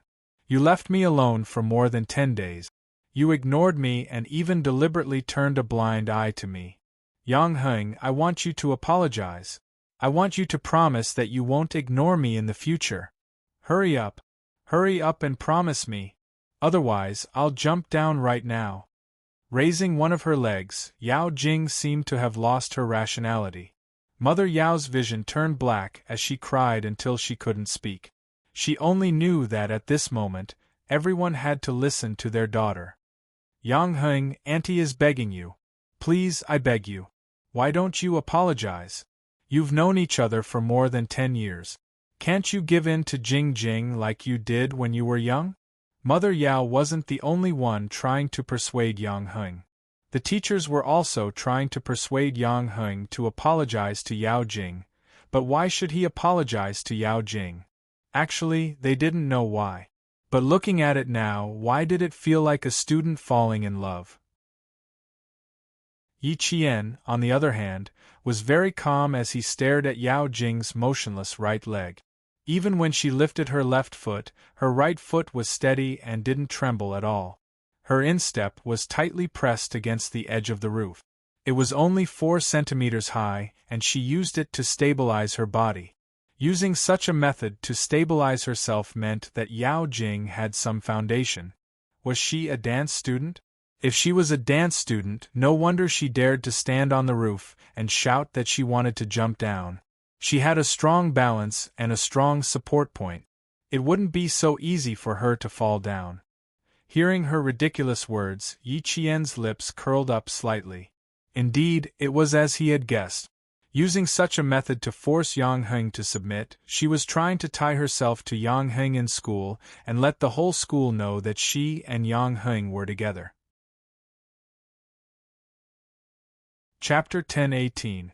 Yao Jing's thoughts were more vicious than Yi Ying's. She was more far-sighted. I apologize. I'll apologize to you right now. Yang Heng saw her walk out empty-footed again. Even though he didn't think she would jump, his face tightened. I'm sorry. I shouldn't have said those things. I shouldn't have avoided you in school. It was impossible to hear sincerity from a forced apology. Yao Jing didn't need sincerity. She only needed to hear what she wanted to hear. Hearing this, she said to Yi Qian in a low voice, Did you see that? In the end, he still had to bow down to me. Yi Qian, you want to take Yang Heng away from me? You're dreaming. Now it's your turn. You made me suffer so much. You made me stand alone on the rooftop for so long. How are you going to apologize to me? How do you want me to apologize? Yi Qian asked calmly. Simple. You'll stand there for as long as I stand there, Yao Jing said in a sinister tone. You made me so miserable. I'll let you stand there for as long as I stand there, and we'll call it even. Yang Heng, you can't come into contact with him anymore. As for me, I won't find trouble with you anymore. How's that? She said in a low voice with a strange smile on her lips. Yang Heng heard it clearly and immediately became alert. Yao Jing, what are you trying to do? I don't want to do anything. This is between me and Yi Qian. Why, are you afraid that I'll do something bad? Then you can help Yi Qian. Yao Jing turned her head. She saw the vigilance in his eyes and the worry he had for Yi Qian. A cold glint flashed across her eyes. This is my solution.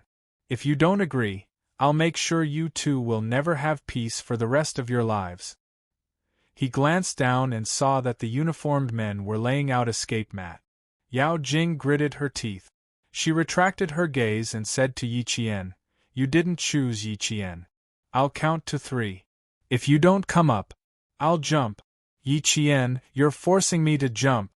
She suddenly roared, as if she was really threatened by Yi Qian to the point where she had no way out and the only solution was to jump off the building. Mother Yao immediately went berserk. She wailed in a hoarse voice, Yi Qian, you forced my daughter to her death. I'll fight it out with you. I'll fight it out with you. Calm the parents down and go rest at the side. Principal Chow's face was as cold as ice. The whole family had spoiled Yao Jing, and today's matter had a lot to do with her parents. Just as he shifted his gaze, the teacher who had been trying to persuade him shrieked, Yi Qian, what are you trying to do? Yi Qian was climbing up the rooftop. She smiled as she accepted Yao Jing's challenge. Since you've been standing for about half an hour, I'll also stand for about half an hour, he said with a smile. Since you've been standing for about half an hour, I'll do the same. Yes, you'll also have to stand for about half an hour. Yao Jing laughed softly. The viciousness in her eyes was like a thick miasma that could not be dissolved. She was full of viciousness. Yi Jian, you made me suffer so much. Half an hour. Do you think it's possible? Her body suddenly swayed towards the edge of the rooftop, but she quickly steadied herself. The moment she moved, the teacher's hearts tightened. With the addition of Yi Qian, Teacher Tong's body stiffened. What was this Yao Jing from grade 12 class 6 trying to do? Yao Jing didn't deliberately raise her voice like Yi Ying did. Instead, she said in a low voice, Who are you to fight with me for Yang Heng? Suddenly, her body leaned towards Yi Qian. She seemed to be frightened and let out a scream. Her hands moved in the air and suddenly pushed Yi Qian. Yi Qian? Jing Jing! Chapter 10-19. Yi Qian. Jing Jing. Following Yao Jing's sudden fall, there were screams from the rooftop. The teachers all rushed over, and Yang Heng, who was closest to them, flew over, trying to grab Yi Qian's ankle. Yao Jing knew how to use her ankle to hook onto the rebar, but how could Yi Qian not know? While she was flailing her arms, Yi Qian was fully prepared, waiting for her to make this move. You want to jump off the building? Sure, what's the point of wasting so much time? Why don't you let me give you a ride and let you have a good taste of what it feels like to jump off a building? Yao Jing, who had pushed him over, revealed a sinister smile and said softly, Go to hell, Yi Qian. She pushed him with her waist, but Yi Qian didn't move. She pushed him again, but he still didn't move. At this moment, Yao Jing started to panic. Yao Jing, I'm not interested in jumping off the building. I think you should go down. His cold voice floated over and entered Yao Jing's ears. Her expression changed in an instant, and her eyes were filled with fear. It was fear that came from the bottom of her heart. Her pupils constricted, and she stared at Yi Qian in shock. She threw herself at Yi Jian. Yi Jian only needed to grab Yao Jing's arm subconsciously. Her 5 fingers pressed on the tendons and bones of Yao Jing's elbow, causing Yao Jing to feel so much pain that the strength of the steel bar on her instep suddenly dissipated. Ah! Yao Jing fell and let out a blood-curdling scream. Her body fell backward from the rooftop. As she fell, Yi Qian didn't allow himself to remain standing on the edge of the rooftop. He also fell down. Jing Jing! Jing Jing! Following Yao Jing's fall, the ones who screamed the loudest on the rooftop were her parents. Yao Jing's mother and father's cries pierced through the air. Yang Heng didn't manage to grab Yi Qian's ankle. Everything happened too quickly. Even if he rushed over immediately, he didn't manage to grab Yi Qian. Yi Qian! Teacher Tong and Headmaster Chow shouted Yi Qian at the same time. They were so flustered and confused that tears flowed out of Teacher Tong's eyes. She staggered a few steps and ran towards the horizon. The teachers all rushed over, and at the front was Deputy Director Yao and his wife. They rushed to the edge of the rooftop as fast as they had ever run in their lives. Their faces were full of shock as they looked down from the rooftop. Yao Jing fell, but Yi Qian did not. Don't let go, Yi Qian. Yang Heng did not know how Yi Qian managed to grab hold of the steel bar.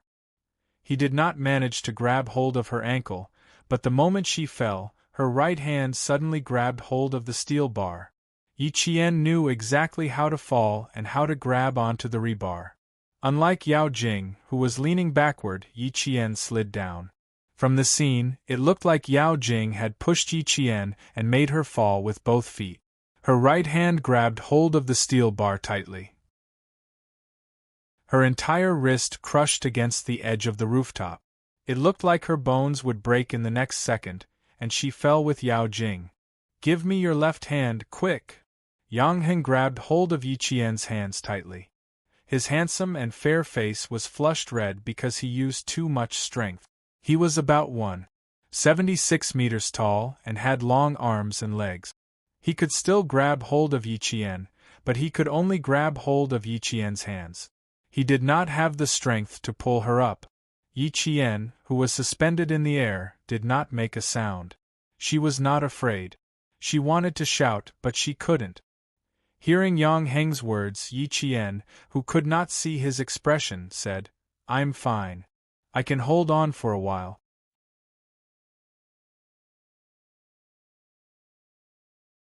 Chapter 10:20. Jing Jing, Jing Jing, my Jing Jing. The rooftop was a little high. Mother Yao stood on her tiptoes and couldn't see what was happening below. She cried and screamed. Then, she collapsed on the ground and started bawling. Father Yao supported himself on the edge of the rooftop with both hands. He almost propped his fat body up. Seeing this, the deputy director's face was full of tears. "My daughter, my Jing Jing! You're trying to kill me, you're trying to kill me!" Mother Yao was so sad that her lips were pale. She sat on the ground alone. There was only one teacher watching her. The other teachers had come to save Yi Qian. "Yang Heng, you have to watch him closely. Don't let go. Teacher Xiao, stand on the rooftop and pull Yi Qian up slowly. Teacher Lu, go to the 6th floor and see if you can support Yi Qian's legs. You female teachers, help Teacher Xiao and Yang Heng." Principal Qiao grabbed Yang Heng tightly and instructed him quickly and sternly. Thank goodness Yi Jian was fine. You have to hold on to Yi Qian. Don't panic, don't panic. Do you understand? Teacher Tong stood on her tiptoes and cheered Yi Qian on. She didn't even wipe away her tears. Her mood fell from heaven to hell, and now from hell back to earth. That's great. That's really great. Why didn't she fall? Why didn't she fall?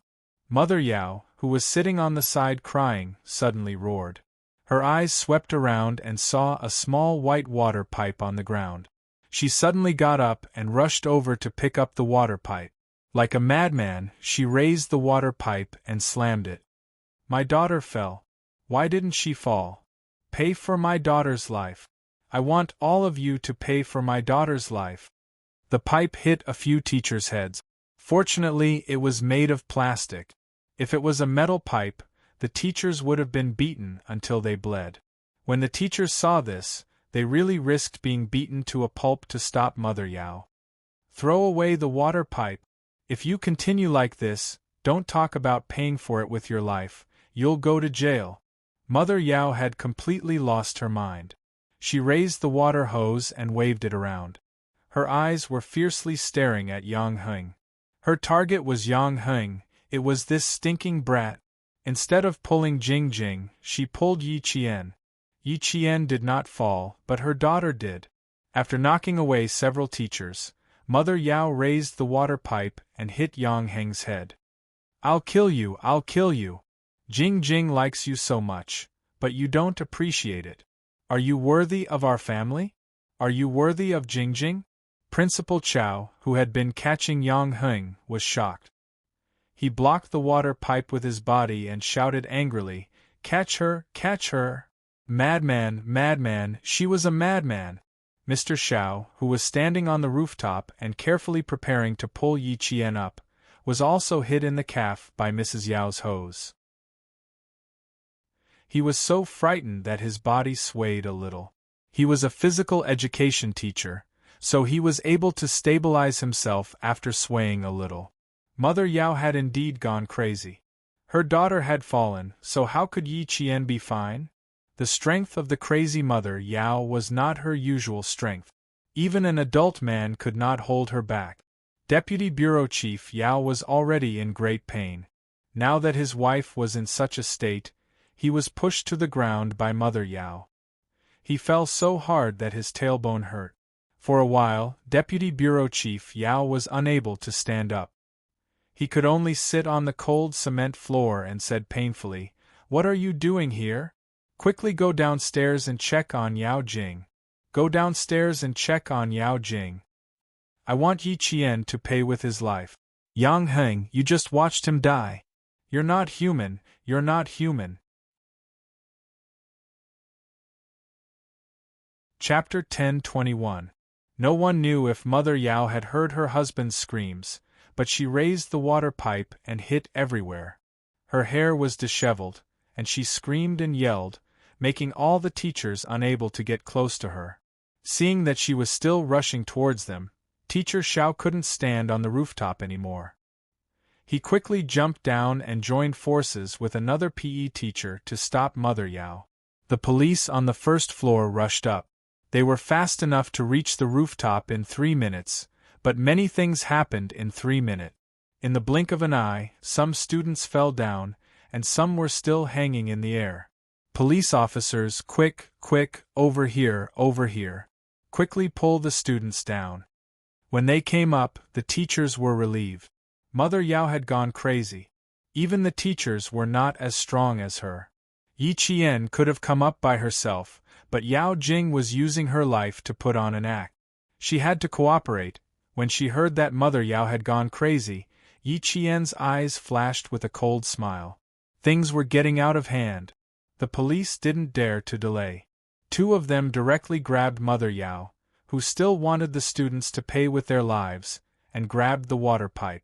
They then pinned her hands behind her back. Their actions were fast and fierce. They didn't care whether she was an official or not. When they pressed her down, they didn't hold back at all and shouted, "Don't move! What are you doing? Do you know who I am? Get out of here, get out of here! Old Yao, push Yi Qian down, push her down. I want her to pay with her life. Pay with your life for Jing Jing's. You talk big, asking others to pay with their lives. The bureaucracy of the southern province is really eye-opening." Someone walked over. His slender figure approached step by step.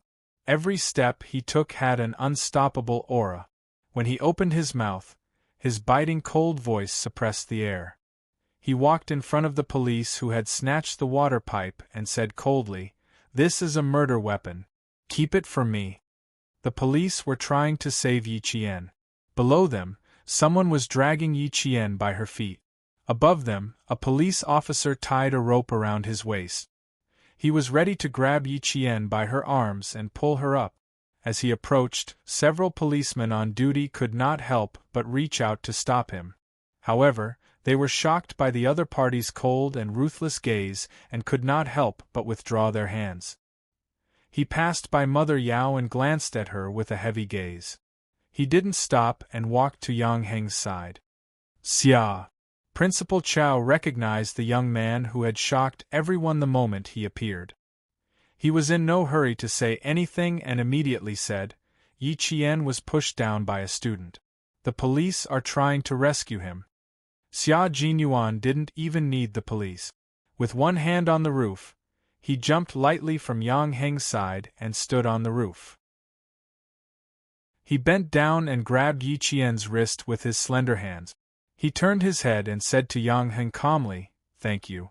You can let go now." Yi Qian, who was pushed down by Yao Jing, was not stunned. He was also not stunned when Mother Yao yelled at him to pay with his life. However, now that he saw Xia Jinyuan in front of him, he looked at Xia Jinyuan who was standing against the light. His handsome face and expression were unclear. He was stunned. Why is he here? Didn't they say that it would take half a month to a month? It's only been a few days. Why is he here now? I came just in time this time. I didn't know you were being bullied to this extent. Xia Jinyuan grabbed Yi Qian's arm with one hand. He didn't even need the police's help and easily pulled Yi Qian up.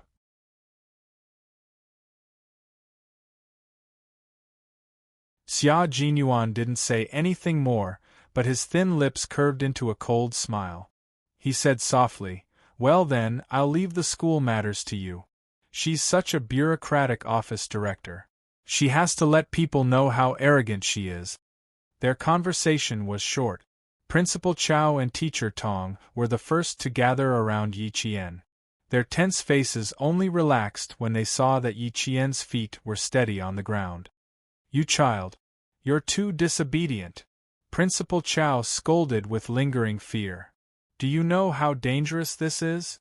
She told you to go up, so why did you really go up?" Chapter 10:23. Teacher Tong did not take another look at the man who saved Yi Qian. Her gaze was fixed on Yi Qian. She grabbed Yi Qian's right hand and pulled his uniform upwards. "Something's obviously wrong with Yao Jing, yet you're still going along with her. We have to save her, but we have to take care of our own lives too. All the teachers are here, we're all watching. Do you need to listen to what Yao Jing's mother said? Don't our teachers know that what she said is unreasonable? Look at your arm. It's bruised." His arm was pressed against the edge of the rooftop, so it was more or less injured. However, in Yi Qian's eyes, it was just a small matter. Yi Qian retracted his hand and seriously accepted the criticism of the principal and teachers. He said, "At that time, I just wanted to know what she wanted to do so that I could persuade her to come down. I didn't think too much about it. I didn't expect her to suddenly push me. At that time, I was panicking. When she pushed me, I don't even know how I fell. Fortunately, I grabbed the steel bar." She spoke softly, and her serious expression made Teacher Tong's eyes sting again. Yao Jing wanted to jump off the building, but her parents forced Yi Qian to pay for it with his life. Yi Qian clearly went up to save Yao Jing, but not only did they not feel grateful, they even thought that since their daughter fell, Yi Qian should also fall. How could this be? How could they be so cruel? "Principal, as a teacher, I want to seek justice for my student. I want to ask Yao Jing's parents. I want to ask them properly. What right do they have to say such shameless things?" Xia Jinyuan shielded Yi Qian behind him. His deep black eyes were cold as he said, "I hope the school can seek justice for Yi Qian. This matter will not end just because another student jumped down. As the principal, I won't let this matter go just like that." Principal Chao's face was ashen. He said, "I'll go down and check on Yao Jing's situation first. I took a look just now. It seems that she fell on the rescue mat." The voice of the policeman downstairs came through the walkie-talkie. The policeman on duty on the rooftop replied into the walkie-talkie, "The students above have been rescued. What about the students below? How's the situation?" "There's no problem. He's conscious. He's just scared." After the policeman downstairs said that, all the teachers on the rooftop heaved a sigh of relief. When Mother Yao heard that her daughter was fine, her originally crazy eyes lit up. Her voice was loud and urgent as she said, "My daughter is fine, isn't she? Are you all right?" "She's conscious. The doctor is checking if she's injured." When the student's mother asked, the police officer answered truthfully, "Parents, you can go down and take a look. The patient is now on a stretcher." Mother Yao rushed out and went straight to the first floor. Deputy Director Yao, who hadn't stood up for a long time because of his broken tailbone, endured the pain and got up. He shyly ran down the stairs with his big belly. The form teacher of Class 6 had already sprained her ankle. When she heard that Yao Jing was fine, she couldn't take it anymore. She collapsed onto the concrete floor and pressed one hand on her chest. She closed her eyes and gasped for breath. "It's good that you're fine, it's good that you're fine. Finally, everything is fine." To the form teacher, it was good that his student was fine. To Principal Chow, this matter was fine. However, there was something else. Excuse me, does she need to be sent to the hospital? Principal Chow asked politely. His expression was gloomy. The policeman immediately asked. After a while, an answer came from the walkie-talkie. We need to send her to the hospital for a detailed examination. But from the outside, everything seems normal. Chapter 10:24. She had to be sent to the hospital for a checkup, but from the outside, everything seemed normal. Xia Jinyuan, who had a cold expression, heard this and his deep black eyes became sharp. He said to Yi Qian, "When I came up, the life cushion was half full. If she had fallen a minute earlier, the life cushion wouldn't have been able to save her. She wanted to push me down, but in the end, she fell down herself. Even if she didn't fall to her death, I'm sure she was scared to death." Yi Qian moved his right hand.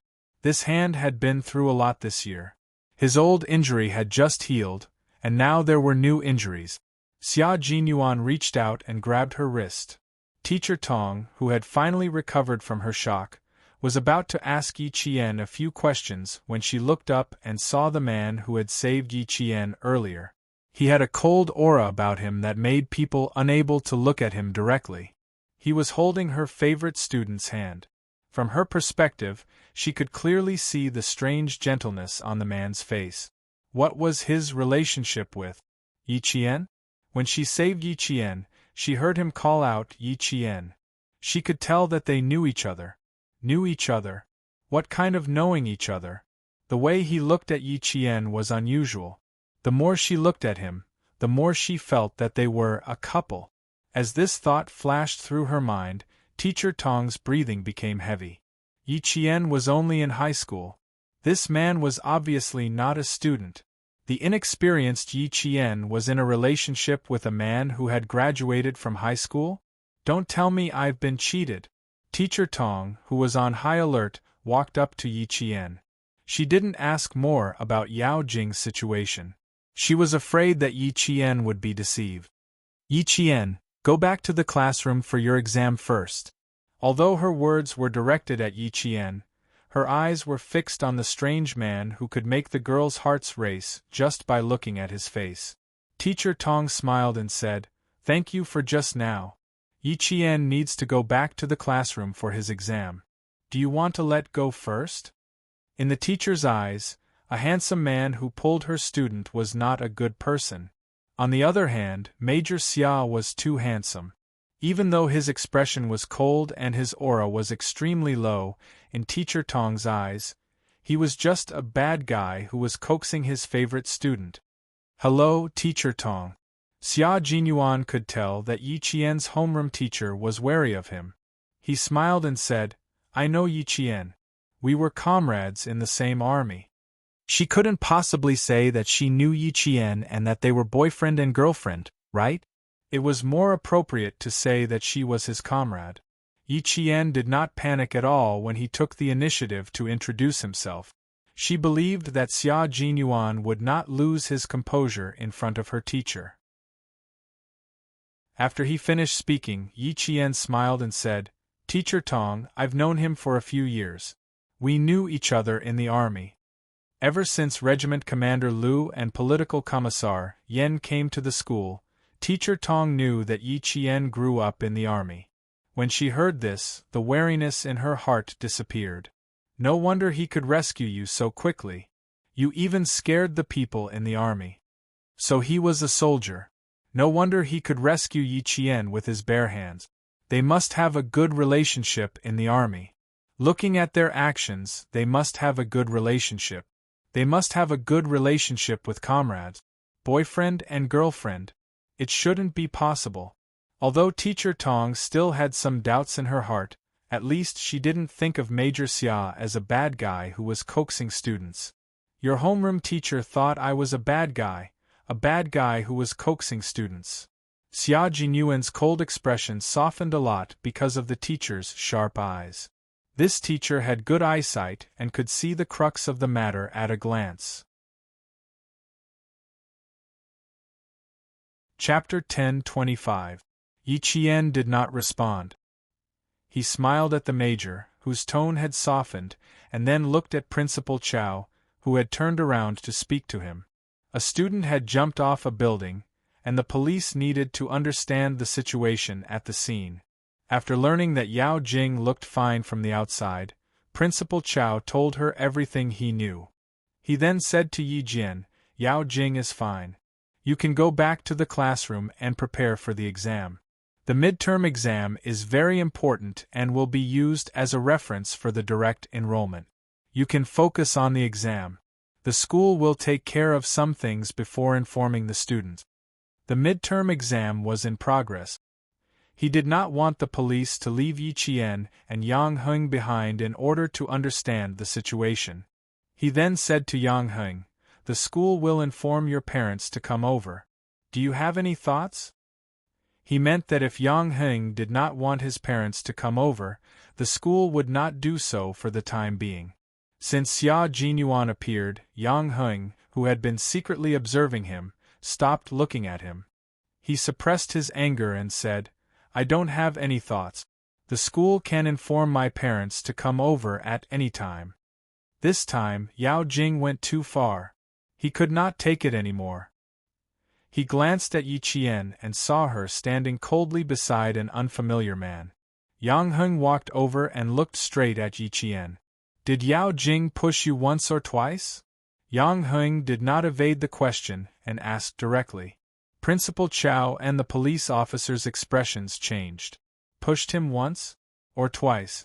Yao Jing wanted to push Yi Qian off the building? She wanted to push Yi Qian off the building? Yang Heng, you have to take responsibility for your words. Do you understand? Principal Chow did not ask further.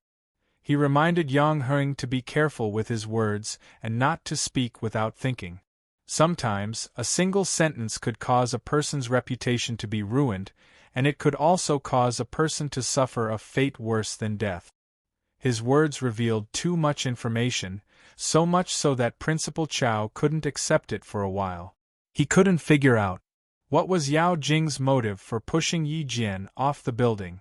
If what Yang Heng said was true, then Yao Jing wanted to kill Yi Qian. Then, he would turn his thoughts into actions. This was murder. This was murder. Yang Heng's gaze did not waver, and even his expression did not change at all. He asked Yi Qian again seriously, "At that time, did Yao Jing push you? Or twice? I want to confirm it." 2 times. Yi Qian narrowed his eyes and said seriously, "The first time," she said, "Yi Qian, go to hell. She didn't push me down, but she pushed me again in a panic. You saw what happened below. She lost her balance and suddenly fell, and in the end I was still taken down by her. My luck isn't bad. Things didn't go as she wished. Too bold, too terrifying. This kind of student was too terrifying. It's too scary." Principal Chow roared. He had always been amiable and approachable in front of the students, but he was so angry that his face turned red. After scolding a few times, he was so angry that his chest was heaving up and down rapidly. He said in a tense voice, "You two go back to the classroom and take the exam. The exam is more important now." Principal Chow looked at Yang Heng, who had a cold expression, and then looked at Yi Qian, who was able to remain calm after such a terrifying fall. His anger towards Yao Jing deepened. There was no such girl in the province. There was no such murderer. She did not even need to be persuaded to drop out. She was directly expelled and handed over to the police. Chapter 10:26. The police officer was a little surprised. His gaze swept back and forth between the 2 students.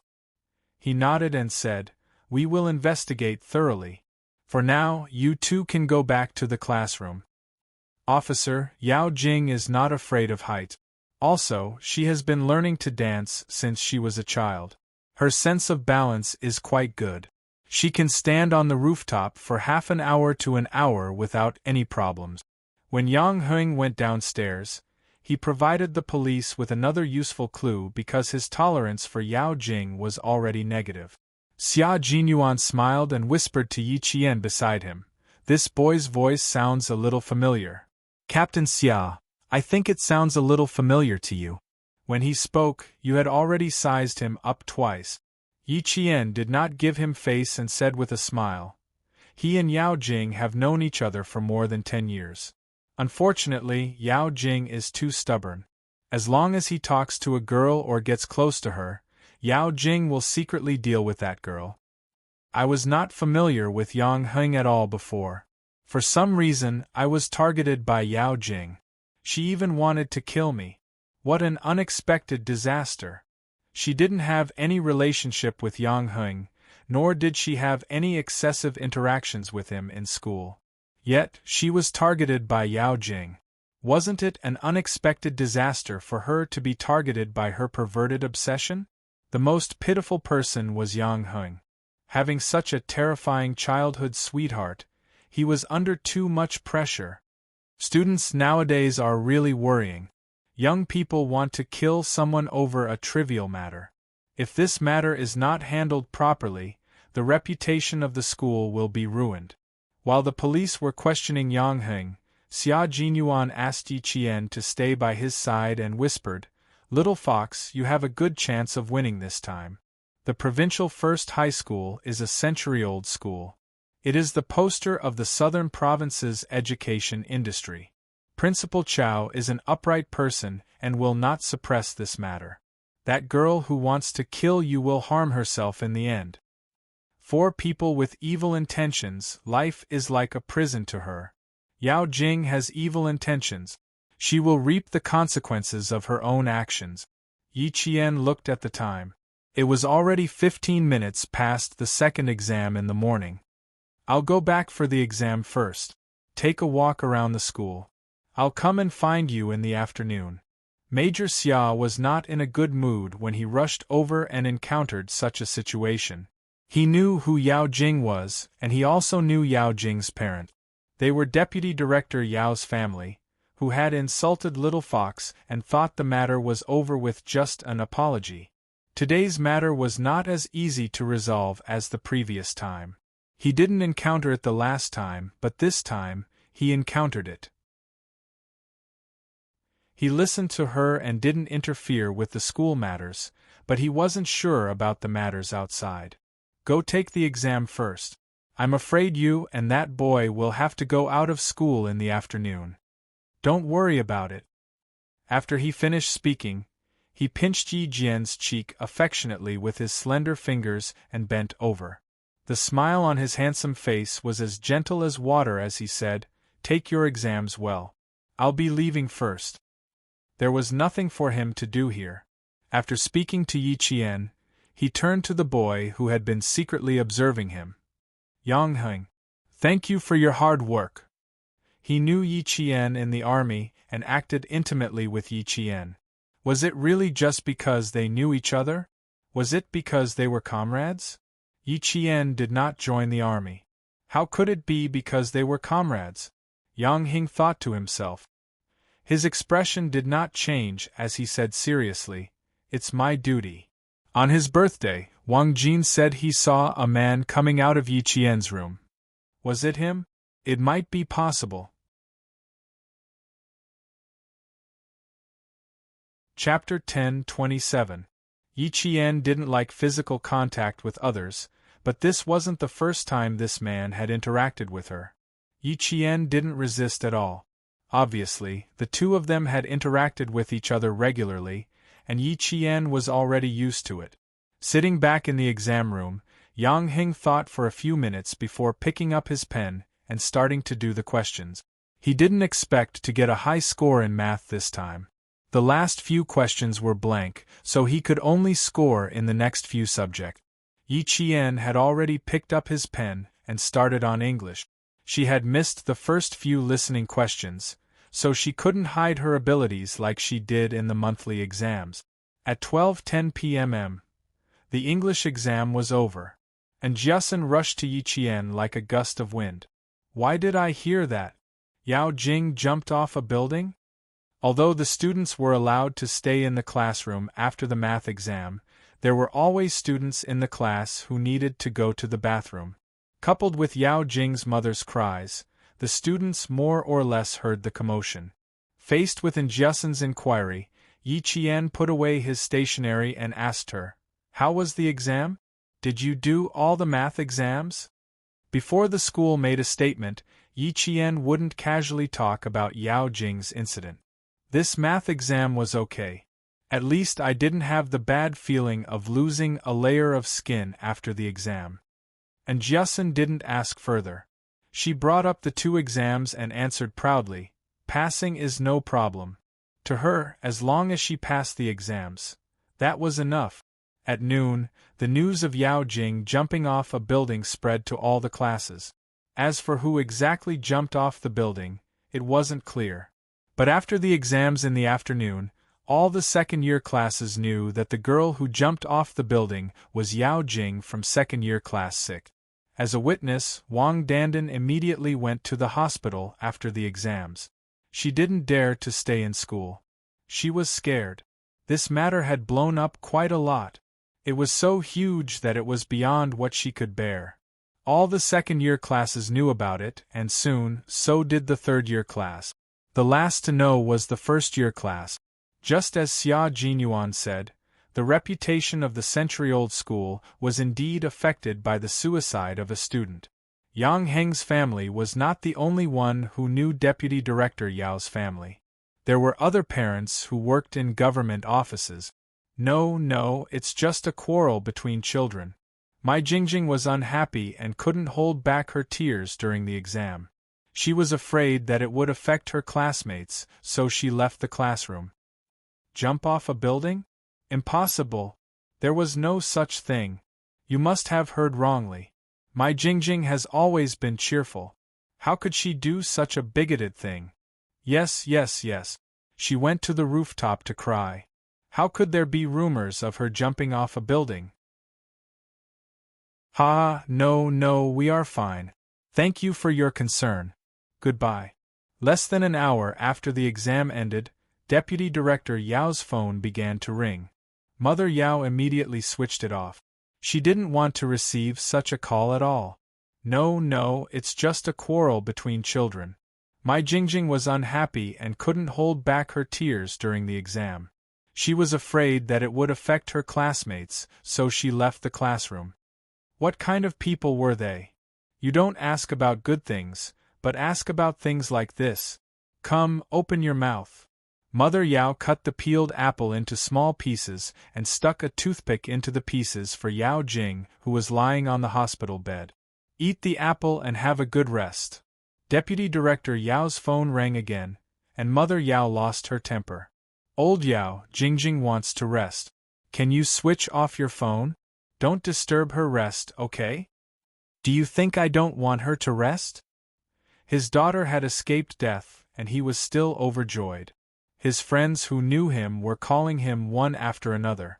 How could he switch off his phone at this time? Yao Jing nibbled on the apple.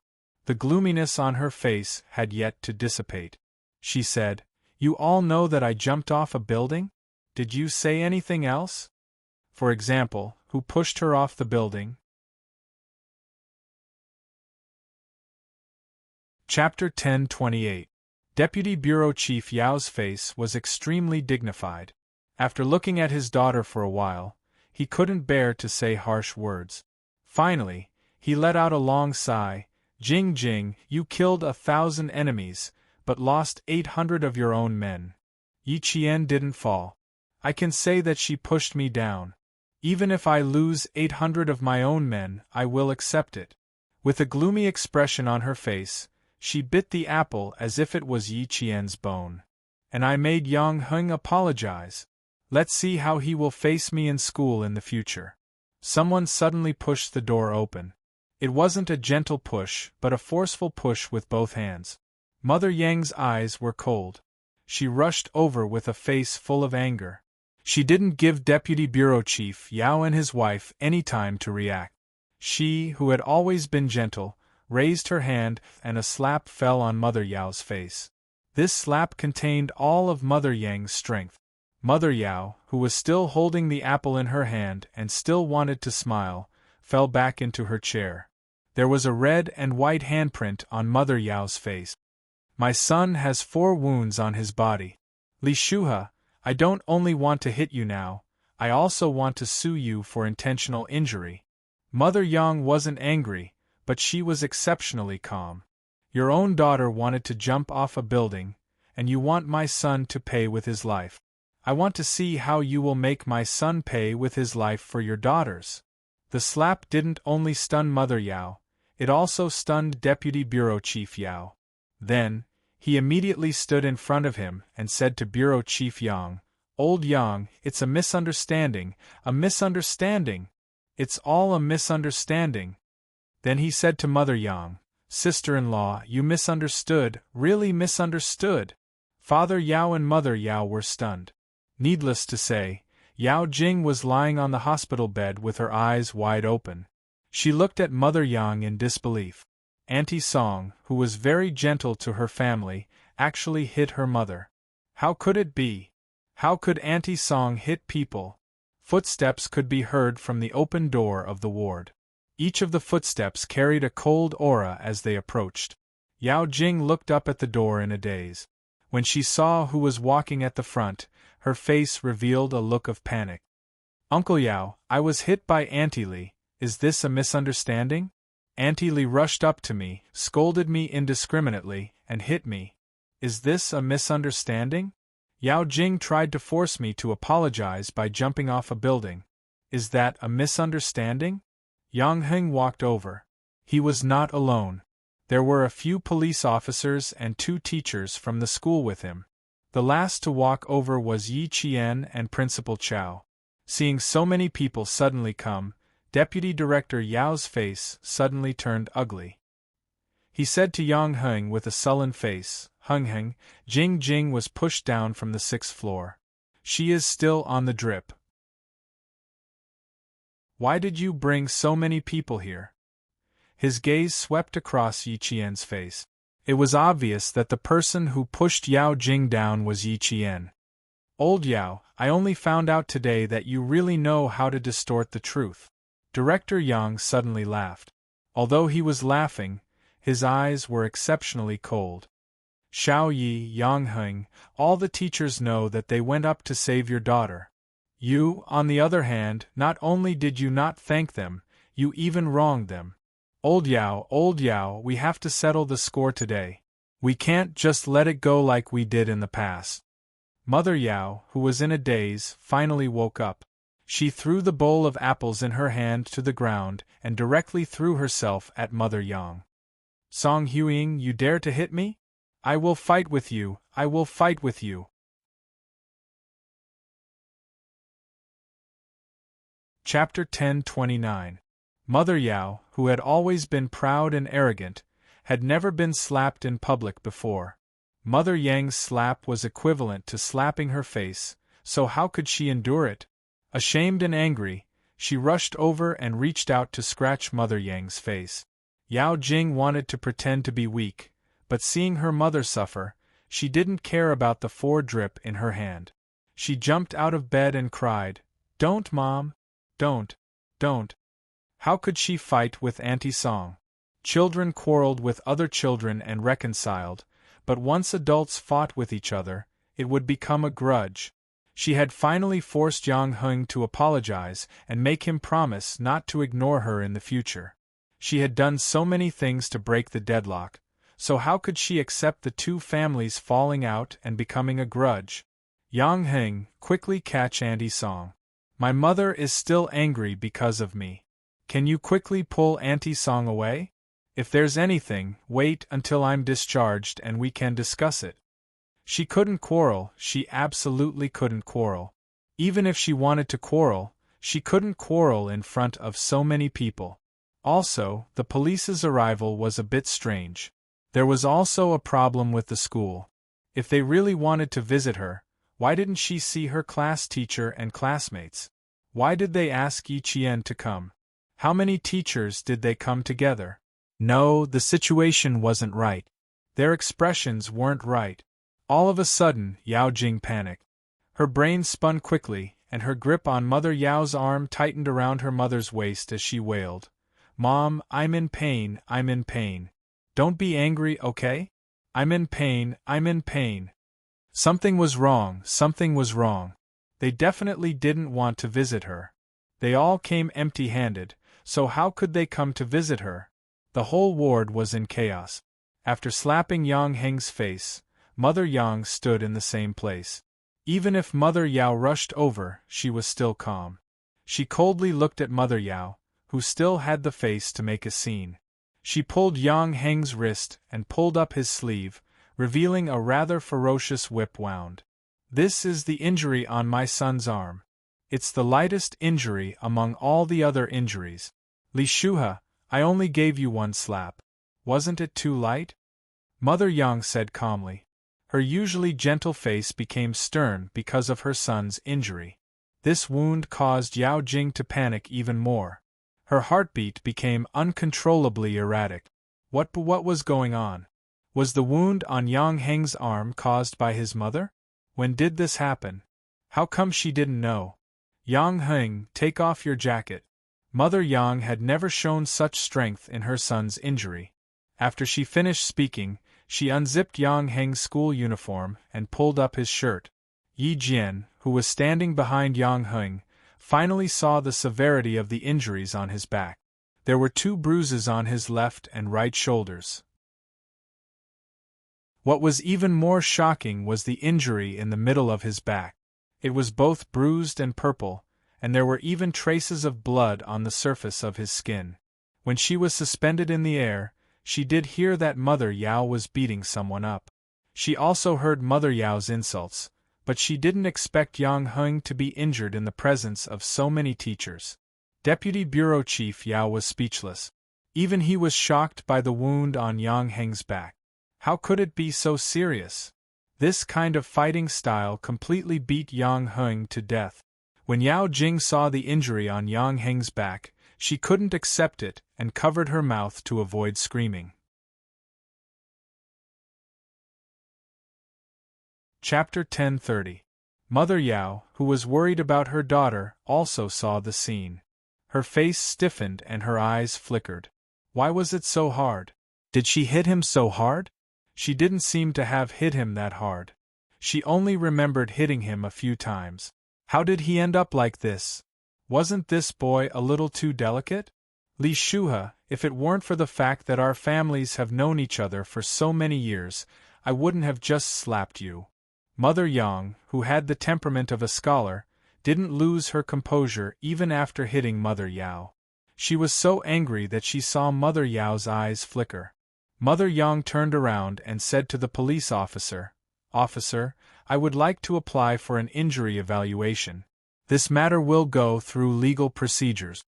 What were officials most afraid of? Officials were most afraid of getting involved in a lawsuit. Mother Yao, who was still unwilling to give up, immediately said, "Huiying, I'm sorry. I'm really sorry. I really didn't think of anything at that time. I was anxious and angry, so I lost my mind and did something inappropriate. I apologize to Heng Heng. This matter is my fault. I shouldn't have done that." She immediately looked at Yang Heng and said guiltily, "Heng Heng, you also saw it at that time. Jing Jing was standing on the rooftop and could fall at any time. Auntie was so worried that I only wanted to pull Jing Jing up faster. Later, when Jing Jing was pushed down, Auntie was stunned.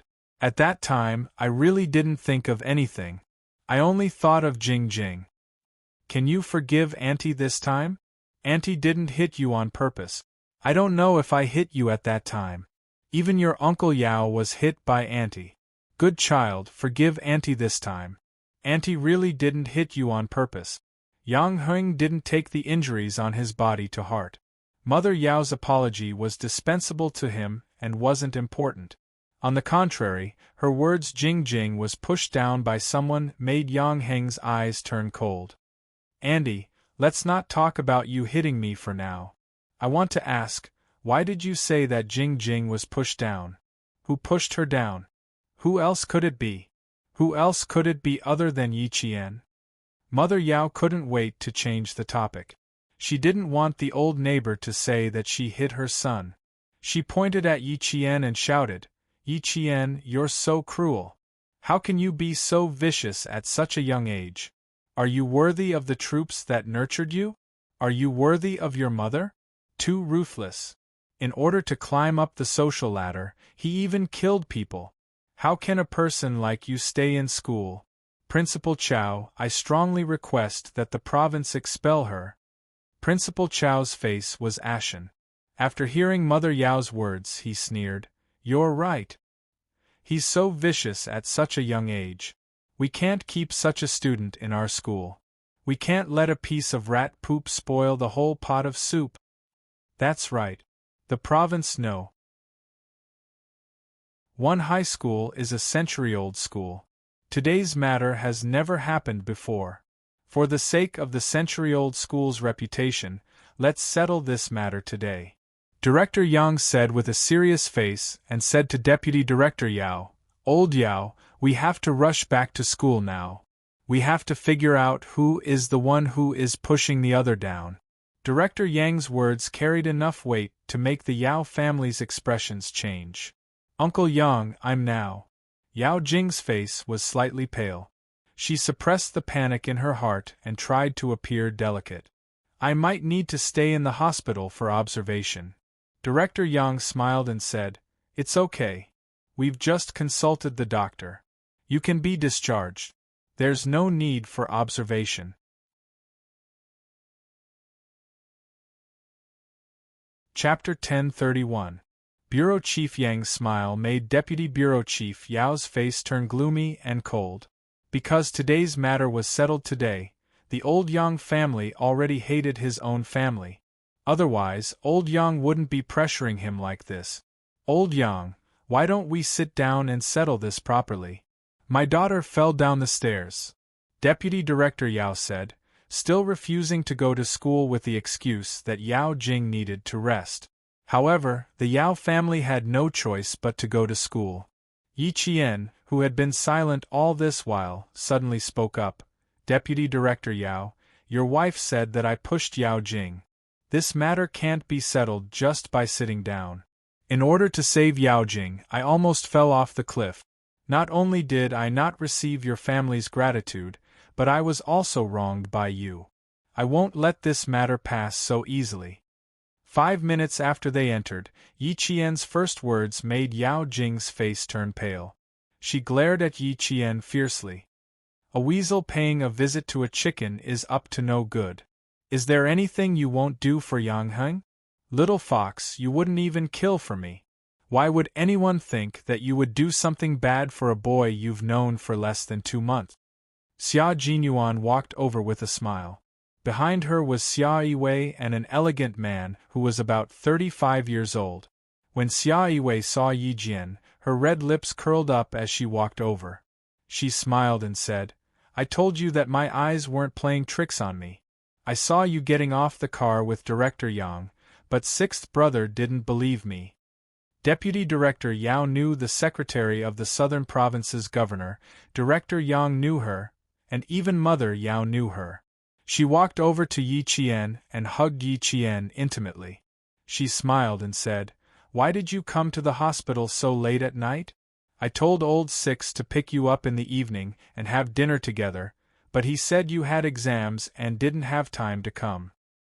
"I did have exams, but something came up and I had to come to the hospital." Yi Qian's gaze slid past Xia Jinyuan's face. "Why did he come to the hospital? Did he come for me?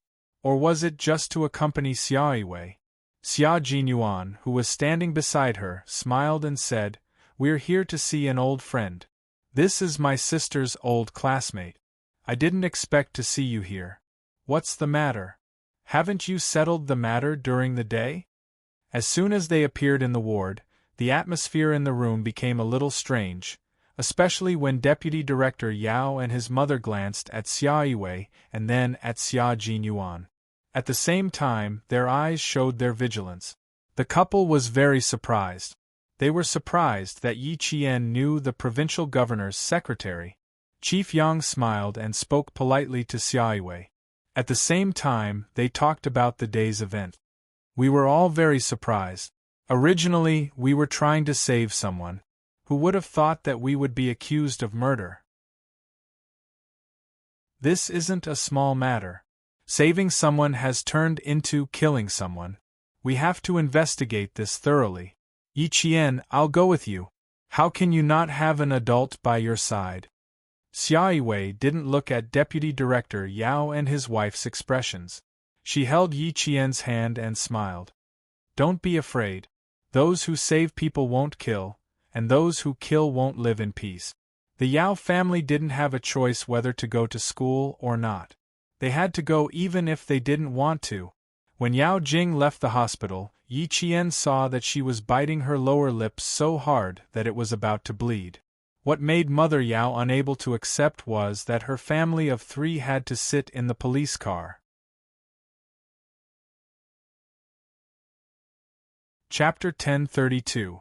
The police car led the way and the siren sounded so loud that it could be heard by the whole city. Yao Jing became unusually calm after getting into the car. Her fingertips were trembling slightly. She didn't dare to speak to her parents, nor did she dare to raise her head. This was because, sitting opposite her was a police officer with a serious face without a trace of a smile. Where did that Yi Qian come from? How did he even know the provincial secretary, Xia Yiwei? I'm so angry, so angry. That arrogant look just now made me want to slap her twice. In the ward, Mother Yao didn't say a word. Although she was an office director, she was far inferior to Xia Yiwei. Every time she saw Xia Yiwei, she didn't have the right to speak up. Even her husband, Deputy Bureau Chief Yao, didn't speak up. With Xia Yiwei around, Mother Yao didn't dare to speak up.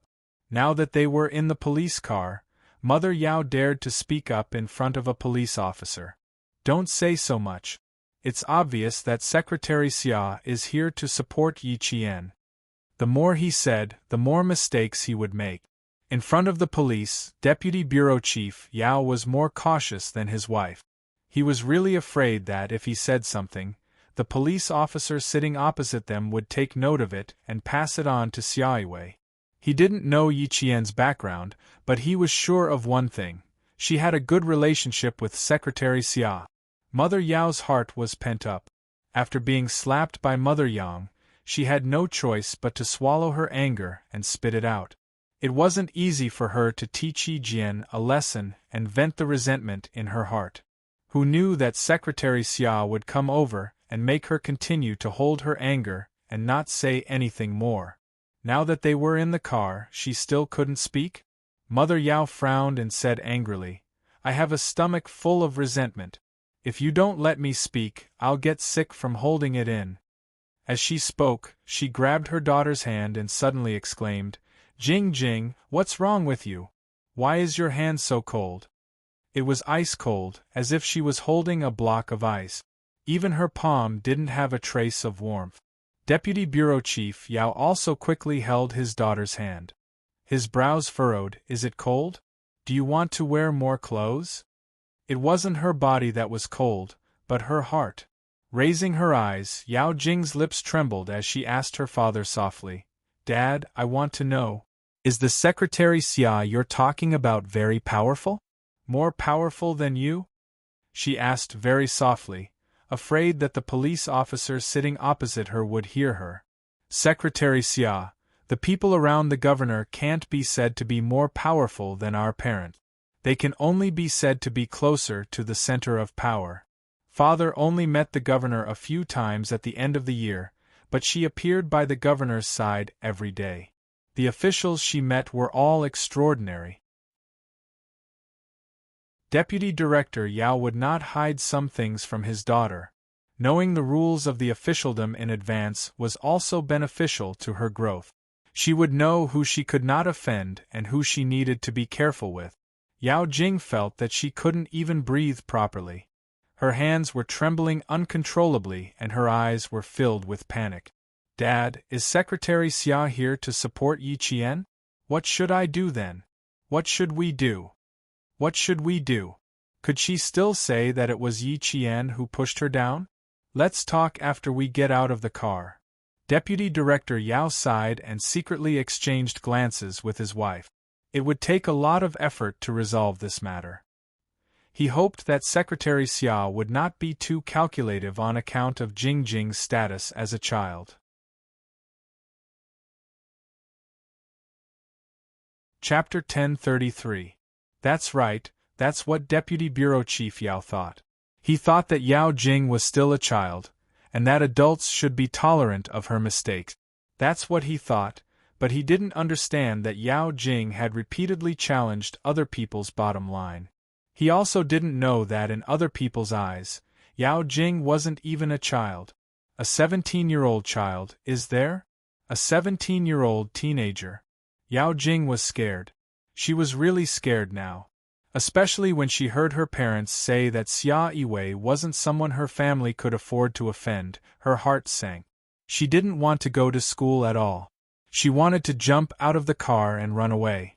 Facing the sharp gaze of the police, Yao Jing didn't have the courage to run away all the way to school.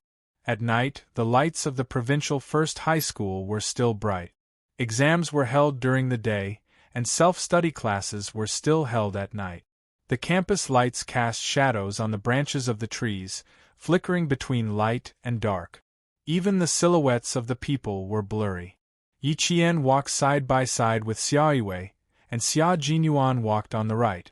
The three of them walked side by side, leaving Bureau Chief Yang and the rest half a step behind. They walked on the right side of Xia Yiwei. Bureau Chief Yang was quite familiar with Xia Yiwei. He could still smile and talk while walking, unlike Deputy Bureau Chief Yao, who couldn't find a chance to speak. However, he wasn't in the mood to talk to Xia Yiwei. After he got out of the car, he kept reminding Yao Jing, no matter what they say later, you just have to remember to apologize. If they ask you why you went to the rooftop, just say that you quarreled with Yang Heng and felt upset and wanted to get some fresh air. You must not say that you wanted to jump off the building. Also, don't say that Yi Qian pushed you down. Yao Jing's mother was so angry that she clenched her teeth. She's really our daughter's nemesis. Yang Heng is really too much. He's always protecting Yi Qian, but he doesn't know how much he's protecting Jingjing. Yang Heng must have been possessed by a demon. Maybe we're wrong. Yi Qian and Yang Heng are not in the relationship we imagined. A handsome man's face flashed across Deputy Director Yao's mind. He looked back thoughtfully and saw a tall and straight figure standing beside Yi Jian from the beginning to the end, guarding her like an unshakable mountain. When he appeared, no one was in his eyes. He only saw Yi Qian. Even when old Yang said something, he only responded indifferently. His expression was even more arrogant than Secretary Xia's. Mother Yao scoffed in disdain. She's just a village girl. Meeting a guy like Yang Heng is like a fly to a piece of meat. How could she bear to let him go? Don't be so rash. You're just a village girl. Do you see any trace of the countryside in Yi Qian? Also, look at her resume. Which part of her is worse than Jingjing's? Everything is better than Jingjing. You didn't study in high school for a year, but you took the exam again. Your total score was among the top in the province, and you entered the provincial first high school. You even skipped a grade to enter the second year. She was still in town in middle school, but she was able to represent the country in Australia and win a gold medal. What about Jingjing? What does Jingjing have? Is she better than Yi Qian in school? Can she represent the country in international competitions? Can she speak fluent English? At this moment, Deputy Bureau Chief Yao seemed to have been enlightened. He was suddenly clear-headed.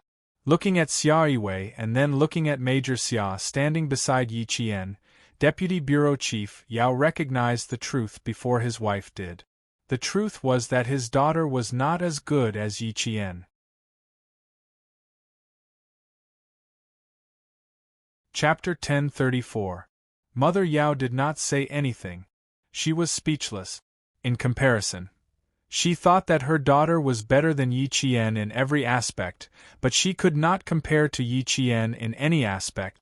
After a while, Mother Yao gritted her teeth and said stubbornly, "Then I'm better than her too. She's just a country bumpkin who didn't follow the school rules and tried to seduce Yang Heng to change her identity. So what if her grades are good? Who would want to look up to someone with such a bad character? Take a good look at Secretary Xia, then look at the man who is close to Xia Yiwei. Aren't you women the best at understanding these things? Why, can't you see the relationship between Yi Qian and them?" Deputy Bureau Chief Yao could not describe his feelings. They treated Yang Heng as the best son-in-law and were afraid that he would be snatched away. But look what happened. Yi Qian probably had no idea at all. Mother Yao had just turned around, but before she could take a closer look, she was frightened by Xia Jinyuan's cold and sharp gaze. She immediately turned back. "Dad, Mom, please stop talking. My head is swelling." Yao Jing, who had been silent for a long time, finally spoke up. At this moment, she was only afraid. Even with her parents by her side, she was still afraid. Whenever she saw the police walking in front of her, as well as the backs of Principal Chow and the other teachers, she was so afraid that every cell in her body would scream and tremble. She was afraid of the police, afraid of Xia Yiwei, afraid of Principal Chow, afraid of the teachers. Now, she was afraid of everyone. No one knew better than herself what she was afraid of. She was so afraid that they would find out that she was the one who pushed Yi Qian down the stairs first. She was the one who purposely let Yi Qian come up and then tried to push Yi Qian down the stairs. No, she could not be so afraid. She had to stay calm, she had to stay calm. She could not let others see that she was guilty and afraid. She could not lose to Yi Qian. She could not lose to someone she had always looked down on. Yao Jing tried to straighten her back so that she would not appear inferior in front of Yi Qian. However, she did not know that in Yi Qian's eyes, she was no longer a threat. "I found a girl who has dance skills like her. She already stood on the stage half an hour ago. Later, you will stand on the stage according to your previous position and repeat the scene with that student." Xia Jinyuan, who had scared Mother Yao away with a glare, smirked coldly and said to Yi Qian, "This kind of trouble is trouble. Let's deal with it once and for all. Don't let these trivial matters ruin your high school life. If you make a mistake, you have to accept the punishment you deserve. If you want to use the laughable excuse of, 'I'm still a child and I don't know anything' to escape the punishment, you are too naive." This time, Yi Qian had no objections. She wasn't magnanimous enough to let go of someone who wanted her life. Sixth brother has always done things appropriately. Previously, you were afraid that his appearance would affect his image, so you forbade him from doing anything. But now, his face is as black as the bottom of a pot. Xia Yiwei distanced herself from Bureau Chief Yang and his family. She smiled and teased them. "He really wanted to do something for you to show off. But you didn't give him a chance and made him feel uncomfortable. He didn't have a moment of peace at my place. Sometimes he would get up and walk around. Sometimes he would pick up the phone and put it down. Sometimes he would watch TV and then turn it off. He made so much noise that my head hurt the whole afternoon." Chapter 1035. In the car, Xia Yiwei had made it clear that she was supporting Yi Qian. Now, she was teasing Xia Jinyuan. It was obvious that she had a good relationship with Xia Jinyuan. Yi Qian smiled and glanced at Xia Jinyuan. His voice was gentle as he replied, "I always thought that I could solve the school's problems by myself. That's why I didn't want to trouble him. Your problems are my problems. I've never thought that it was troublesome. Besides, if there's a faster, more stable way to solve it, why do we have to take the long way around?" Xia Jinyuan was afraid that Yi Qian would reject him at a time like this. His expression was serious as he said, "We shouldn't waste time on Yao Jing. Let's end this quickly so that she won't stir up trouble later. She tried to jump off a building during an exam for personal reasons, forced another student to apologize to her, and even tried to push you off the building. The province's century-old school will not allow a student like her to continue studying here. Little fox, we have to know how to take advantage of the situation and not give her any room to retaliate. Yi Qian couldn't help but chuckle when he said all this in one breath without any pause. How afraid was he that he would reject him? He said it all in one breath. Wasn't he afraid of stifling himself? I know. That's why I went to the hospital. Principal Chow told me about your arrangement and agreed with it. If I really objected to it and didn't allow you to help me, I would have rejected him when he asked. Xia Jinyuan coughed awkwardly when his thoughts were exposed. Your principal. I clearly told him not to tell you first, in case you didn't agree, but he actually sold me out. For the sake of the school's reputation and to prevent this kind of bad atmosphere from spreading, Principal Chow would definitely not tolerate it. Principal Chow, who was the first to enter the school building, turned around to look at Yao Jing, then at Yi Qian. His hands on the staircase railings tightened. He glanced at Yao Jing coldly before he went upstairs. The wind was strong upstairs and it felt a little cold to the neck. Usually, the rooftop was dark, but tonight it was brightly lit, illuminating the entire rooftop as if it was daytime. When Yao Jing came up, she saw that the teachers who had appeared on the rooftop during the day were all there. When she saw a girl with a similar figure as her standing at the edge of the rooftop where she had stood during the day, her heart skipped a beat. The panic that she had tried so hard to suppress intensified. What was the school trying to do? Yao Jing, come and see if this girl is standing where you were during the day. The serious-looking police officer opened his mouth and pointed to the rooftop. His sharp eyes looked at the student who was trying to hide behind his parents and said in a deep voice, "You have to look carefully." Deputy Director Yao and his wife didn't understand the situation in front of them at all. Although they didn't understand, their intuition told them that the following situation was definitely not good for their daughter. The child was frightened. How could he remember clearly? It's almost done. It's almost done. Mother Yao said impatiently as she hugged Yao Jing tightly. This place had left her with bad memories, and she still had lingering fears when she stood on the rooftop. Xia Yiwei opened her mouth and said lightly, "Child? Was Director Li carrying a child? How old was the child? 3 years old? 6 years old? I don't think so. She should be at least 15 years old." 15 years old is still a child? Director Li, if I remember correctly, the United Nations World Health Organization classifies children above the age of 13 as adolescents. Director Li, you're not carrying a child.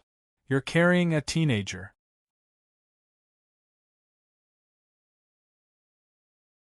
Chapter 1036. Secretary Xia, in the eyes of us parents, children will always be children. There's no such thing as a teenager. What was the relationship between Secretary Xia and Yi Qian?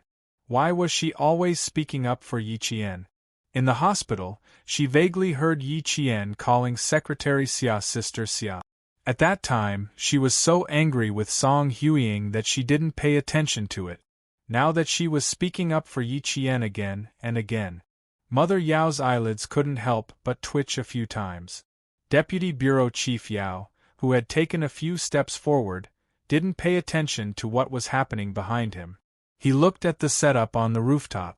The evening wind was cold, but there was a layer of sweat on his forehead.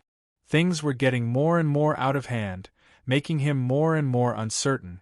Xia Yiwei walked to Mrs. Yao's side and looked at Yao Jing with a smile that did not look like a smile. She said slowly, "Director Li, you must have read a lot of books, right? Why do you sound like an illiterate? In my eyes, Director Li's child is already an adult. Since she's an adult, she has to be responsible for her words and actions. She can't run away just because Director Li thinks that she's infallible." Mother Yao was a little flustered. Secretary Xia was a little overbearing. "No, Secretary Xia. Our Jing Jing is just immature. Don't judge her because she's 16 or 17 years old. She's no different from a child. Her far-fetched explanation made Xia Yiwei narrow her eyes. She looked at Yao Jing from head to toe and said with a smile, "I couldn't tell. She doesn't seem to have a problem with her IQ. Director Li, I think your daughter is very healthy." She said that her clever daughter had a problem with her IQ? Mother Yao was so angry that she couldn't maintain her composure.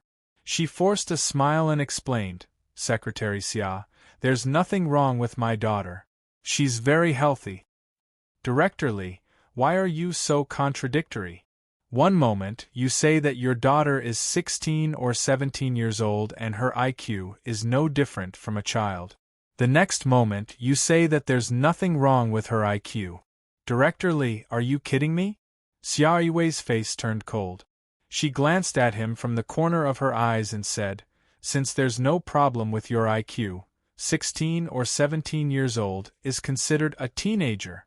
You can think of it that way, but in my eyes, Director Li's daughter is definitely not a child, but a teenager with her own opinions, thoughts, and independent behavior." Secretary Xia, my Jingjing. I don't know what your Jingjing is like, but I do know that Director Li's daughter is very powerful. You're so powerful that I feel a chill down my spine when I stand next to you. Xia Yiwei was no longer as polite as before. They were so vicious and vicious. As their parents, not only did they not educate them, but they also blindly protected them. Why should she be polite to them? If they could bully Yi Qian today, they could bully others tomorrow. Keeping such a student in the provincial number 1 middle school was a disgrace to the southern province's education industry. Xia Yiwei's domineering attitude left Mrs. Yao at a loss. Why wasn't her Jingjing a child? He was clearly an immature child. Even if she was the governor's secretary, she couldn't be so unreasonable. Her cold expression made Xia Yiwei reveal a mocking smile. How could such a person become an office director? She should be investigated thoroughly. The police officer who was waiting for Yao Jing's response waited until Xia Yiwei left before continuing to ask, "Yao Jing, you better confirm it. Also, I need to remind you that in our eyes, you're not a child, but a teenager. A teenager with her own opinions, thoughts, and independent behavior."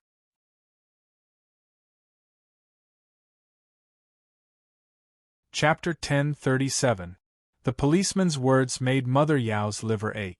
"You better watch your attitude. How dare you threaten my daughter? I won't let you off." "Director Li, this is just a routine matter.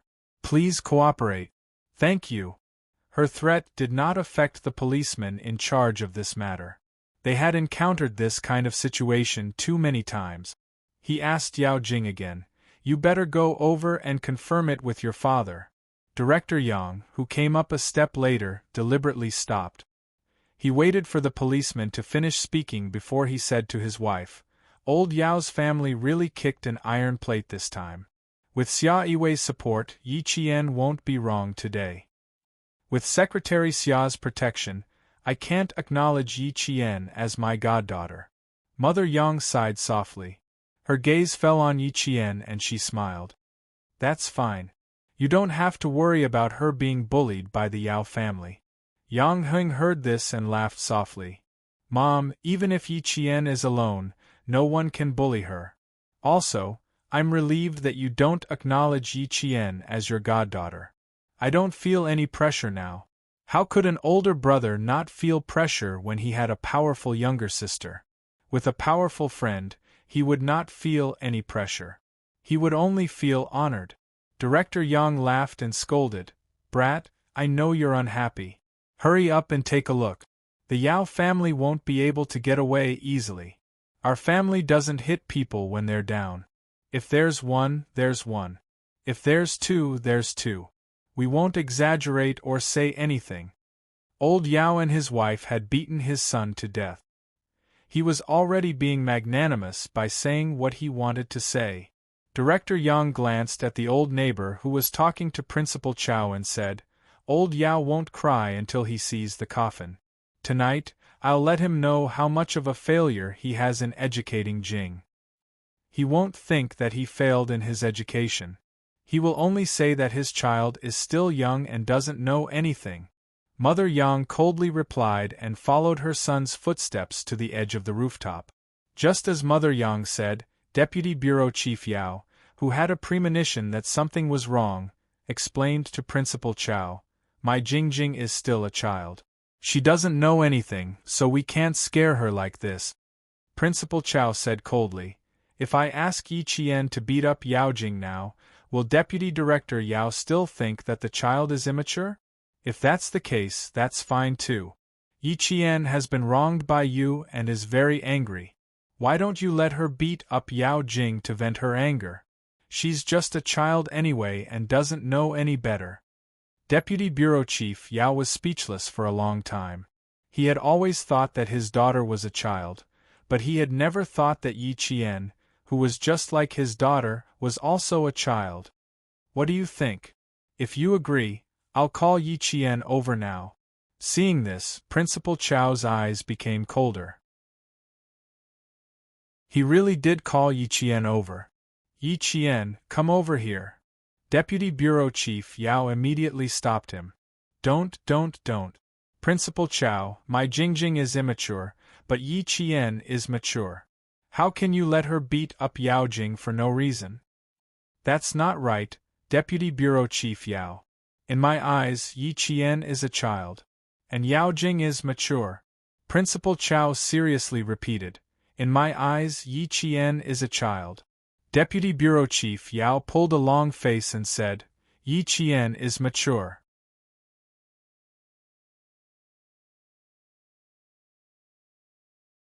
Chapter 1038. In my eyes, Yi Qian doesn't know any better. She's just a child who doesn't know any better. Principal Chow watched as Yi Qian walked over. Her frail body and strong steps made her look like a stalk of bamboo that wouldn't bend no matter how many times it was torn apart. Even the adults were full of admiration for her. In my eyes, Yi Qian is just a child. How can Deputy Bureau Chief Yao be so sure that Yi Qian isn't a child? At this point, Deputy Bureau Chief Yao finally understood. Once she understood, her face instantly turned ashen and her eyes dimmed. Xia Jinyuan, who was accompanying Yi Qian, glanced at the defeated Deputy Bureau Chief Yao. His thin lips curved slightly as he said to Yi Qian, "Stand in your original position. This time, you don't have to worry about anyone pushing you down. Yao Jing is going to cry if I stand here." Yi Qian smiled as he glanced at Yao Jing, who had followed the police to the spot where she jumped off the building earlier in the day. His voice was as cold as the night wind. "There's no use crying. We have to deal with her as we should. As you said, I won't let her stir up trouble in my high school life." Good self-awareness. Although it's a little late, it's not too late. Xia Jinyuan walked side by side with Yi Qian. When he reached Principal Chow, he didn't say anything about keeping his distance. From his attitude, it was clear that he didn't mind at all that speaking up for Yi Qian would affect him in any way. How could Principal Chow really order Yi Qian to hit Yao Jing? When she came over, he said in a deep voice, "After Yao Jing confirms it, stand in her position and repeat what she said earlier. Don't be afraid of anything. Secretary Xia, the police, and I are all here." His words made it difficult for Deputy Bureau Chief Yao to back down. By the time Yi Qian, who had fastened the safety belt around his waist, stood in her original position and turned on the snow-white light, Deputy Bureau Chief Yao, whose face was already ashen, suddenly felt his vision darken. They were so far away. Why did Jing suddenly think of pushing Yi Qian down the stairs? Yi Qian, who had returned to his original position, repeated every word that Yao Jing had said. Every time she said something, Yang Heng would confirm it, and the teacher beside him would also nod. Following that, another girl, who had been standing for more than half an hour, imitated Yao Jing and stumbled towards Yi Qian. Deputy Bureau Chief Yao had already averted his gaze. That girl had used her body language to say that Yao Jing had purposely fallen towards Yi Qian. She had hooked her feet onto the steel bar and used the strength of her waist to fall towards Yi Qian. Because the distance was a little far, her entire waist was bent to one side. When Yi Qian said, "Go to hell, Yi Qian," Yao Jing's face was as pale as paper when she saw the girl mimicking her movements. Yang Hing said coldly, "Yao Jing's waist was bent at the same angle as this girl's waist. Both of them have dance skills. Yao Jing had no problem doing such difficult movements." "Yang Hing, don't talk nonsense. Don't talk nonsense." Mother Yao panicked and shouted, "What kind of magic potion did Yi Qian feed you to make you help her like this? She doesn't really like you. She just likes the fact that you have a father who is a bureau chief." Then, she said to Deputy Bureau Chief Yang and his wife, "Old Yang, Huiying, quickly persuade Heng. What he said will kill Jing. It will kill Jing." Before she harmed others, did she ever think that what she did would also kill others? Mother Yang's anger rose again and she reprimanded, "My son is not biased towards anyone. Yi Qian also doesn't like my family. Don't even think about stuffing that rotten daughter of yours into my family."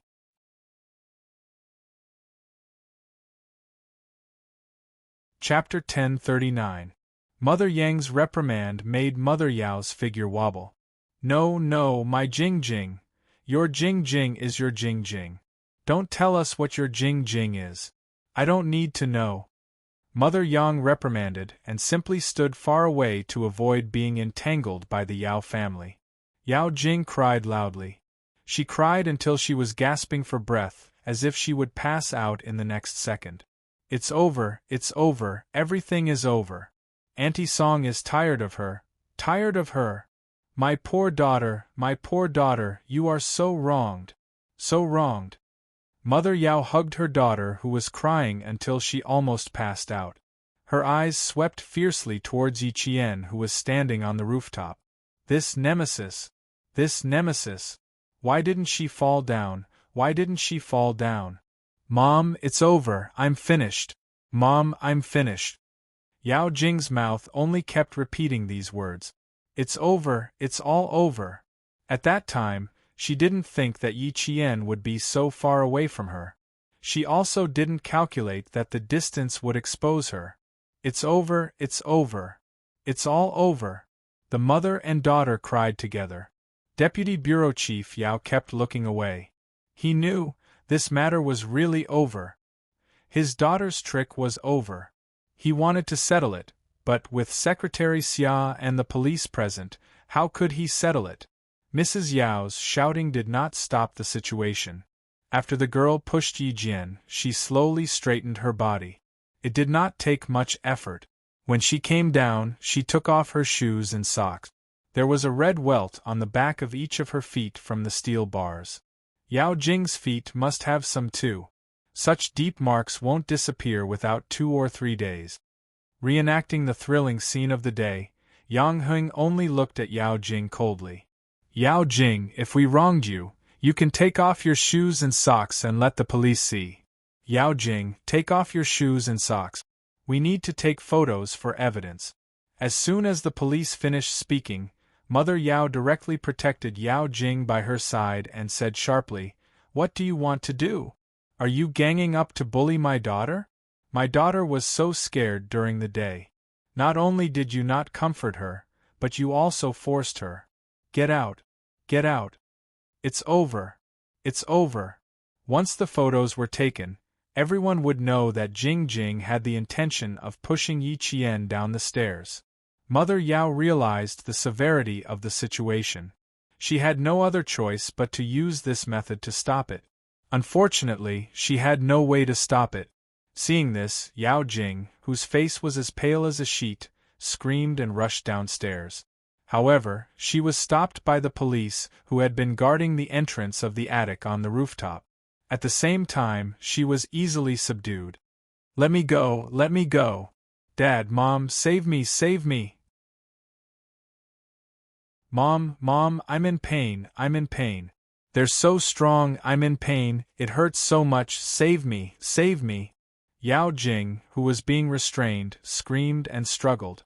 She even tried to ask her parents for help. Even her parents couldn't save her. When her feet were exposed, the bruises on the backs of her feet were exposed under the white light. She screamed even louder, "Yang Heng, save me! Save me!" Yang Heng's handsome face only had indifference. Yao Jing's actions had pushed his bottom line to the limit time and time again. Looking at Yao Jing now, he only felt calm. He even thought to himself, the day I've been waiting for has finally come. Taking photos, collecting evidence, recording, and investigating. That night, all the things that had been left behind during the day were settled. Yao Jing's screams didn't stop at all from the school to the police car parked outside the school gate. Mother Yao fainted immediately. It's over, Jing Jing is over.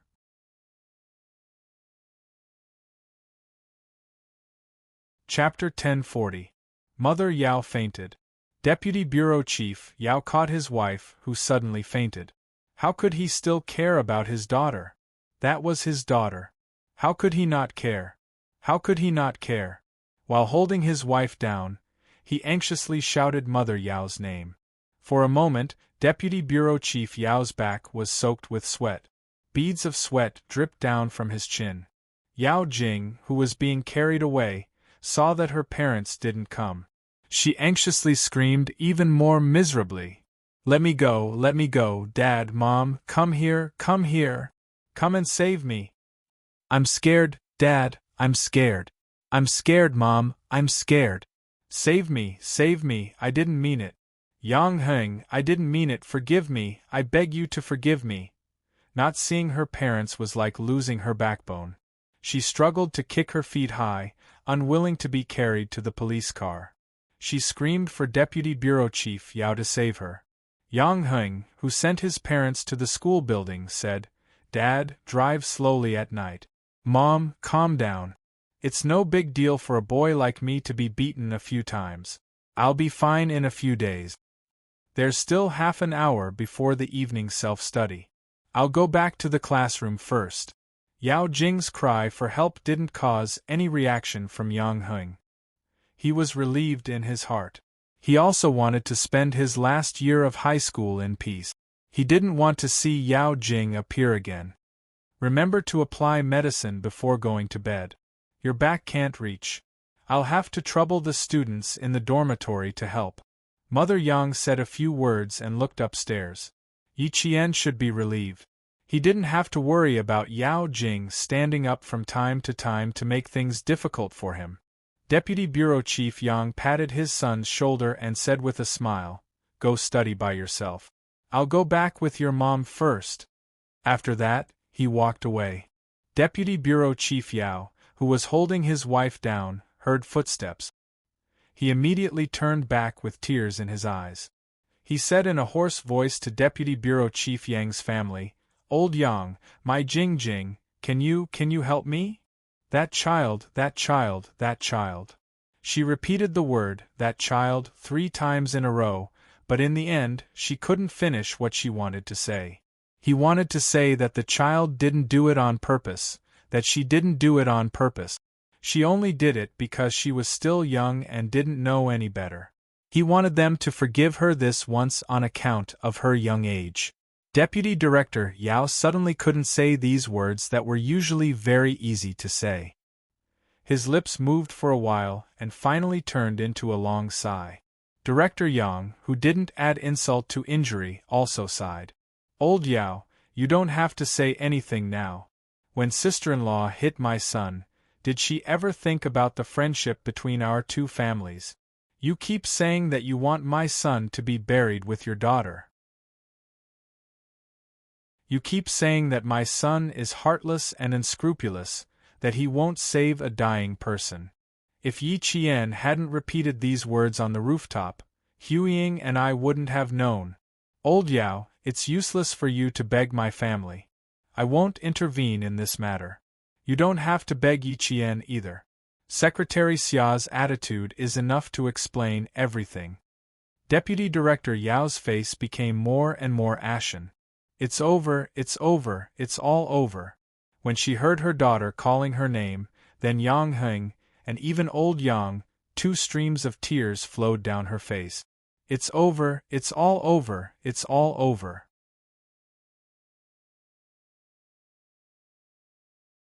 Chapter 1041. He and his wife always thought that their daughter was still young and a child. Even if she made a mistake, she could just say sorry, and let it go. They thought this way and naturally thought that others should think this way too. After reaching this point with his wife, they still thought this way. No one raised any objections. No one, everyone would laugh and forgive their daughter's mistake. They would tell them that Jing Jing was still a child. They always thought this way. Until today, he and his wife still thought this way. In the end, they thought that their daughter was still a child. But not everyone thought this way. Secretary Xia didn't think this way. Principal Chow didn't think this way. The school teachers didn't think this way. Those who didn't need to listen to him didn't think that Jing Jing was still a child. Deputy Bureau Chief Yao, who only understood now, regretted it. It was too late to understand now. It was all too late. Mrs. Yao opened her eyes and stared blankly for a few seconds before grabbing her husband's arm tightly. Her voice was hoarse as she yelled, "Quick, quick! Don't let them take our daughter away! Stop them! Stop them!" As soon as she spoke, Bureau Chief Yang and his wife's faces turned cold. Mother Yang didn't want to stay for a second and walked straight over. A loving mother leads to a wastrel. Yao Jing was spoiled by the adults. "Old Yang, why are you still standing there? Our son is back in the classroom. We should go home too." Staying here would only make her feel worse. Yao Jing, who was about to leave the school building and walk towards the school gate, did not see her parents. Frightened out of her wits, she turned to Yi Jian for help. "Yi Jian, I'm sorry. I'm sorry. Please forgive me. I didn't do it on purpose. I know I was wrong. Please forgive me just this once." Only Yao Jing's screams could be heard in the quiet school. She was panicking, confused, scared. Begging her parents was useless. Begging Yang Heng was useless. Yao Jing begged Yi Qian. She needed to be forgiven. Just like last time, she scolded Yi Qian's mother. After being forgiven, everything would be fine. "I was wrong, I was wrong. I don't want to be taken away by the police. I don't want to go to the juvenile detention center. I don't want to be locked up like a criminal. Yi Qian, I beg you. I beg you to forgive me just this once for the sake of our classmate." Mother Yao, who still hadn't come to her senses, stood up. Hearing her daughter's heart-wrenching scream, she staggered and wanted to chase after her again, but was stopped by Deputy Bureau Chief Yao. "Don't chase after her. It's useless." "How is it useless? Let go of me. Let go." At this time, Mother Yao was just a mother who was willing to risk everything for her child. But she had to stop mentioning Yang Heng and Yi Qian. Jing Jing was wrongly accused by them. The police didn't even investigate.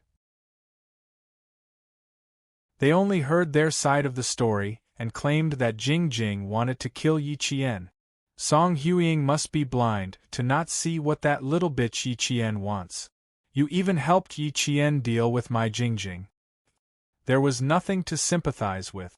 There was no need to sympathize with someone who always thought that it was someone else's fault. Deputy Bureau Chief Yao, I suggest that you take Director Li to the psychiatrist tomorrow. She still hasn't come to her senses. She's completely immersed in her own fantasies. I'm afraid there's something wrong with her mental state. Xia Yiwei, who came down a little later, stood behind them and said coldly, "Yi Qian is part of our family, Xia. If I hear Director Li bad-mouthing her again, don't blame me for being rude."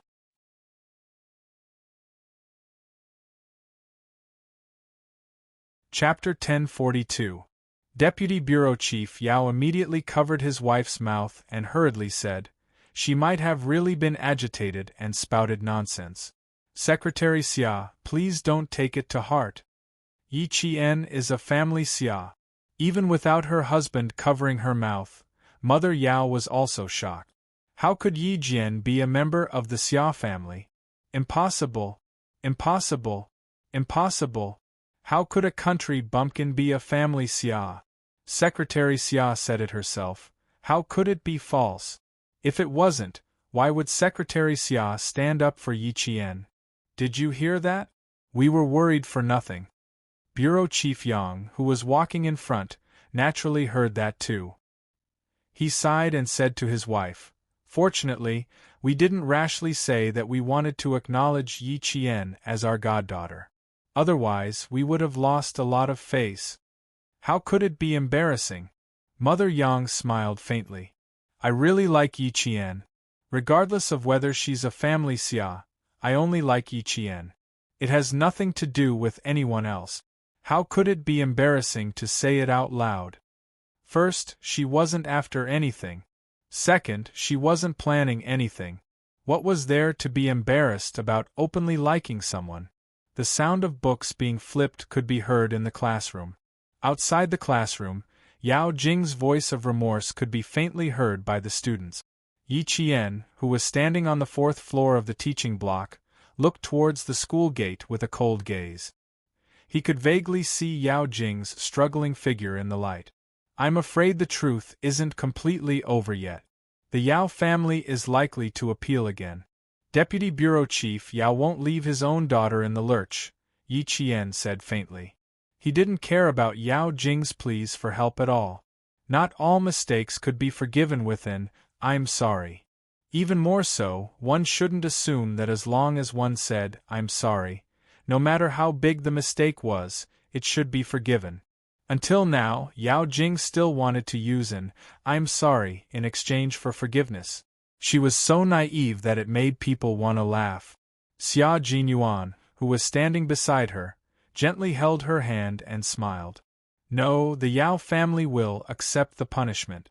They won't dare to appeal.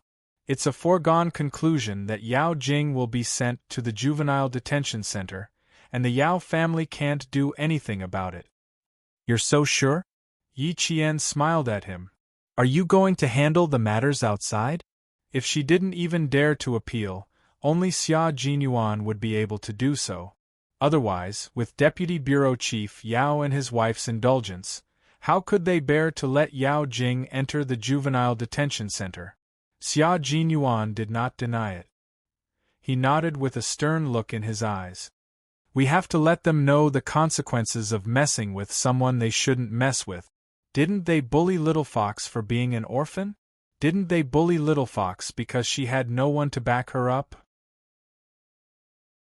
Then he would let the Yao family see who they had offended. There was no need for him to use his personal power to settle this matter. The Yang family would put pressure on him, and the school would step in. As for him, he only needed Xia Yiwei to show concern from time to time and investigate the background of Deputy Director Yao and his wife. Everything would be settled easily. Appeal? That would only happen when the Yao family had the energy to do so. If they failed to appeal, they might even end up in jail. At 8 o'clock in the evening, the school's evening self-study session had not ended. Almost all the students sitting in the classroom could hear Yao Jing's screams. When he heard Yao Jing begging Yi Qian for forgiveness, Luo Ran from grade 3 shuddered violently. Yao Jing was also taken away by Yi Qian, and she was taken away by the police. She wanted to jump off a building during the day, but she was taken away by the police at night. Luo Ran lowered his head even more.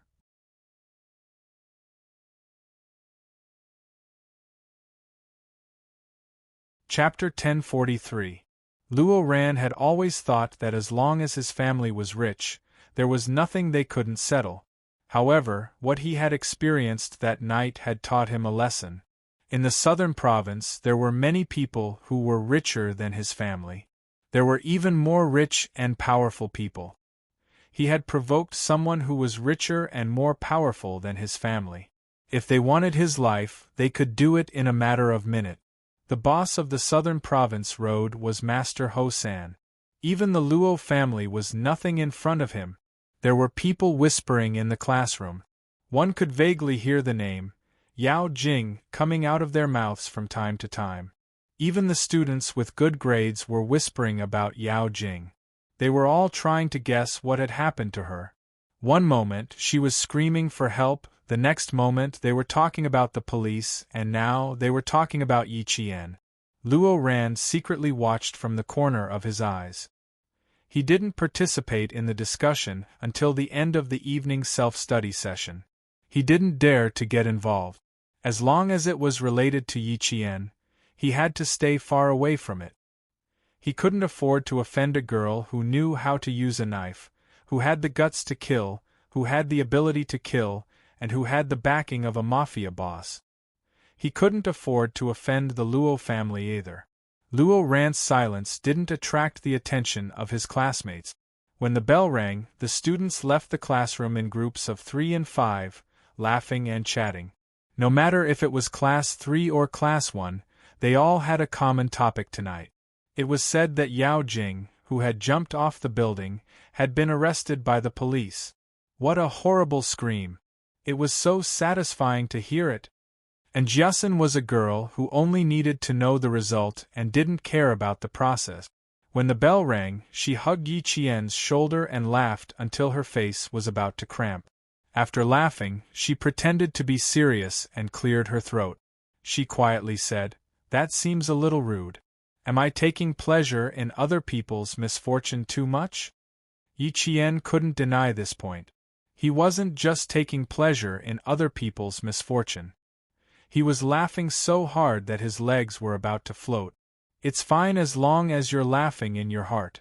It's better to keep a low profile outside, Yi Qian said with a smile. Walking on the cobblestone path, Yi Qian's expression was slightly cold. Yao Jing would be taken away by the police sooner or later. If she was arrested now, it would save her from harming others in the future. And Jiasun had never asked Yi Qian what had happened during the day and night. In the past, she was extremely curious, but under Yi Qian's subtle influence and Zhang Bin's constant reminders, and Jiasun was no longer as reckless as she was in junior high. She was no longer as curious as before. Even though she wanted to know what was going on, Yi Qian didn't say anything, so she didn't ask for details. Since he already knew the result, he didn't care about the process. Yi Qian didn't know where to start talking about Yao Jing's incident. Moreover, Yao Jing's incident had already spread throughout the school. As one of the parties involved, she didn't have the habit of gossiping about others behind their back. If it was something that everyone already knew, there was no need for her to explain the reason and process in detail. It wouldn't take long for someone to find out the truth. Yang Heng was similar to Yi Qian in that he didn't have the temperament to gossip about others behind their back. No matter how many questions his classmates asked, he just smiled and brushed it off. After a few times, no one asked any more. If he didn't say anything, no one could get anything out of him. Wang Dandan wasn't having a good time either. Her classmates surrounded her and wanted to know what had happened during the day. Why did Yao Jing commit suicide? Why did it involve Yi Qian? Most of all, they didn't understand why Yao Jing was taken away by the police.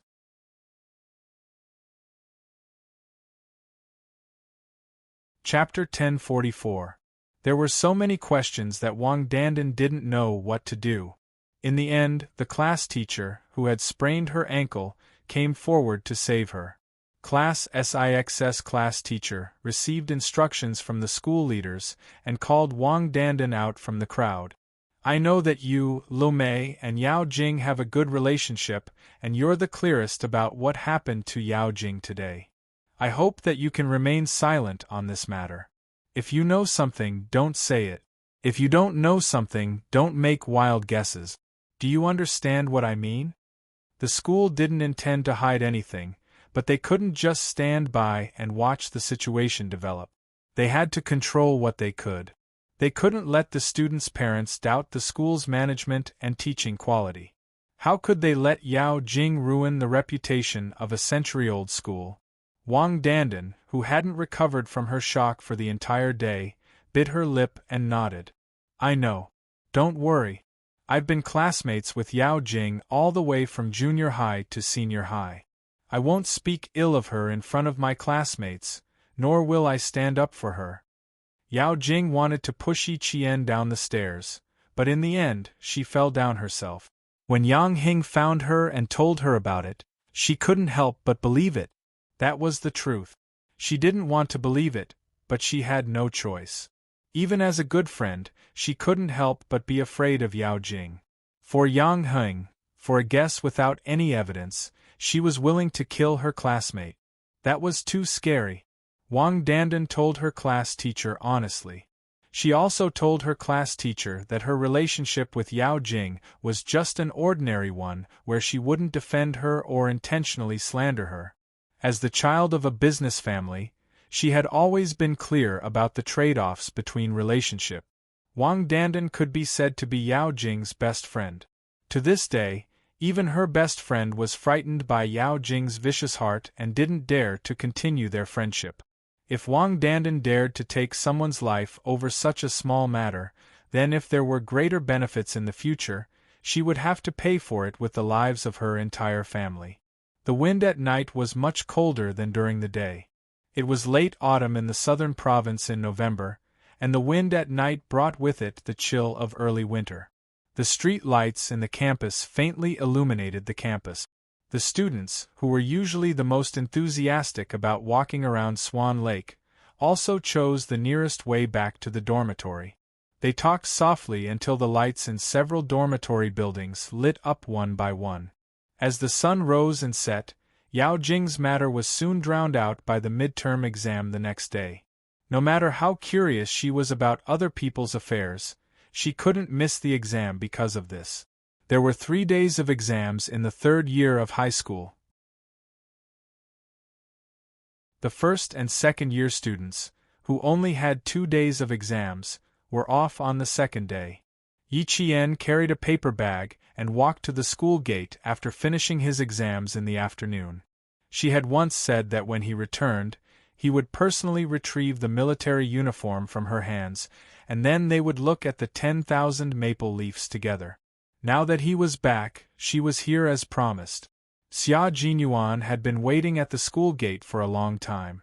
Among the group of students walking out of the school gate, he didn't need to look around to find the girl he was waiting for. Yi Qian's clean school uniform was blue and white, and his face was clean and clean. He was like a lotus flower stained with morning dew, swaying with pure beauty. Walking among the students, he easily attracted the attention of others, and even more so, attracted his gaze. He couldn't see anyone else's existence. Xia Yiwei said that 23-year-old men didn't know what kind of girl they wanted. They were young and ignorant. At that time, they were passionately in love and couldn't bear to part with each other. They thought they had found a partner to spend the rest of their lives with.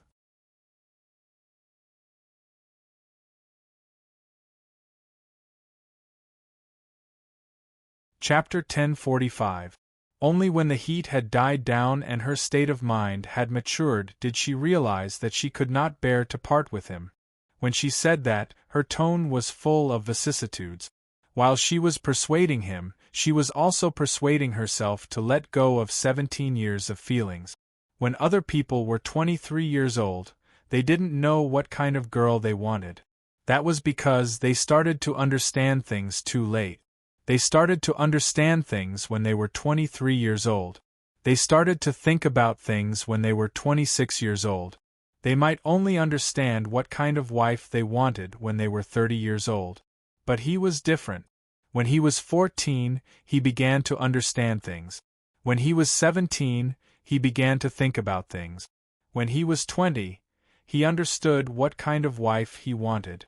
At 23, he was certain that the girl who walked towards him calmly would be his partner for life. It would not change until death. It seems like you did well in the exams. It didn't affect your mood. Opening the car door, Xia Jinyuan smiled at Yi Qian. You have the aura of a king returning. Yi Qian stepped into the car and teased. I prefer it when you say that I'm returning triumphantly. That's right. A triumphant return suits both of us. Xia Jinyuan smiled.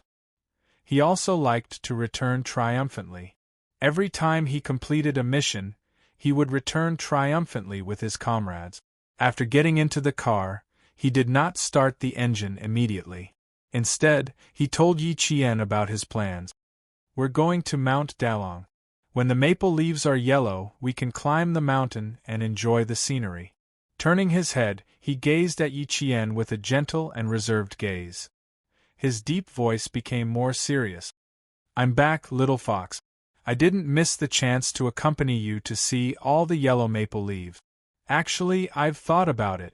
If we miss this year, we still have next year and the year after that. One day, you'll accompany me to see the autumn scenery." Yi Qian answered equally seriously. Her beautiful eyebrows had a tenacity that other girls did not have. "I'll wait for that day to come." Since she had decided to date him, she would treat him with sincerity. No matter what the future held, she would treat him seriously and would not be perfunctory. She had never been in love in her 2 lifetimes, but she understood that they needed to treat each other with sincerity. Especially since they were comrades in arms, they couldn't be casual. Yi Qian saw and remembered all that Xia Jinyuan had done for her. She, who had never been in a relationship before, was like a toddler who had just learned how to walk, seriously and diligently fumbling around. She didn't want to let him down, nor did she want to let herself down. Words spoken from the heart were often the most heart-palpitating. The gentleness in Xia Jinyuan's eyes almost melted into water. His little fox did not know how to coax people, but she was very good at saying sweet nothings that moved his heart. She always liked to inadvertently make his heart palpitate. He just wanted to hug her fiercely without saying a word.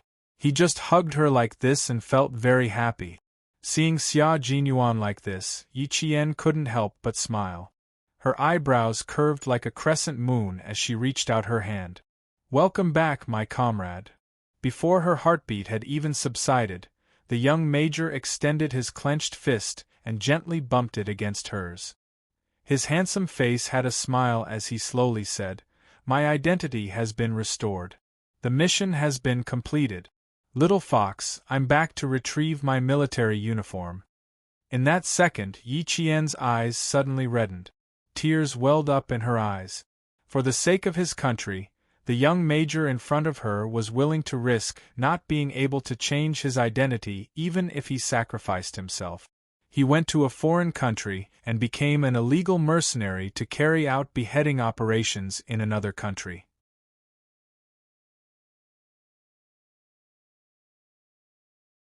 Chapter 1046. People who lived in peaceful times would never know that their country had such a group of soldiers who could not leave their names behind after sacrificing themselves in the mission, using their own flesh and blood to protect their country. Her delicate lips slowly curved into a smile that was as gentle as a blooming flower. "You are an upright person, so of course you have to wear a military uniform that represents your identity." The maple leaves on Mount Daliang had turned a dazzling shade of gold like metals. When the wind blew, the maple leaves rustled in the wind. Yi Qian looked at the young major who was standing beside him. His heart was at peace. "Xia Jinyuan, you are my goal. One day, I will wear the same military uniform as you and look at 10,000 maple leaves with you in an upright manner." She didn't hide her gaze. Xia Jinyuan, who was looking at the scenery in the distance, looked up and saw the darkness in her eyes, as well as the tenacity that had never changed. Xia Yiwei said that he didn't know much at the age of 23, but he didn't think for a second and told her seriously, "The love I want doesn't involve so much romance, nor does it involve so much indecisiveness. It also doesn't involve so much time to quarrel. My love has gunpowder, fearlessness, companionship, and I can rest assured that my life is in Yi Qian's hands." "Xia Yiwei, you and Ho Zi didn't write a suicide note, did you? You didn't think that you might never see each other again, did you?" Xia Yiwei's expression was one of shock. She said involuntarily, "Xia Jinyuan, you are a military officer after all. Don't tell me you have to go on stage during the drill?" After hearing that, He immediately laughed. You are my older sister, but you don't understand me. But Yi Qian understands me. Xiaowei, would I miss a girl who understands me? When I meet a girl who understands me, and supports me, the 23-year-old me will only seize the opportunity. Because every time I go out, I have to write a suicide note. This time, I'm still alive, but next time, I don't know if I can come back alive. So, my love doesn't have as much time as yours does. I can only seize the time to fall in love. The love of a Special Forces soldier could not withstand too much romance, nor could it be given too much romance. Who would want such a love? Who would dare to? When he met a girl who dared to dream, to want, and to fall in love with a Special Forces soldier, it would be a matter of life. Looking at this girl who dared to fall in love with him, and set him as her goal, Xia Jinyuan's arms around her shoulders tightened. His thin lips kept curling upwards, and the smile never disappeared. Xia Jinyuan only had 3 days to collect his military uniform. Yi Jian personally buttoned the last button for him, and straightened his collar. Looking at the tall and straight man in front of her, Yi Jian nodded with satisfaction. Not bad. It seems that I still like Captain Xia in his military uniform. Xia Jinyuan's fierce aura was even more obvious when he wore the military uniform. Then, he put on the military cap for him. Under the big brimmed hat, the pair of deep black eyes were as sharp as swords. Xia Jinyuan was unforgettable. Xia Jinyuan's eyes were filled with gentleness after he finished dressing up. He used his gaze to trace her face silently, then carefully engraved her every move, every frown, and every smile in his heart. He gently raised his hand to hold her face, and his warm lips landed on her forehead. He smiled and said, "One day, I will personally put on your uniform for you. Little fox, I will wait for that day to come."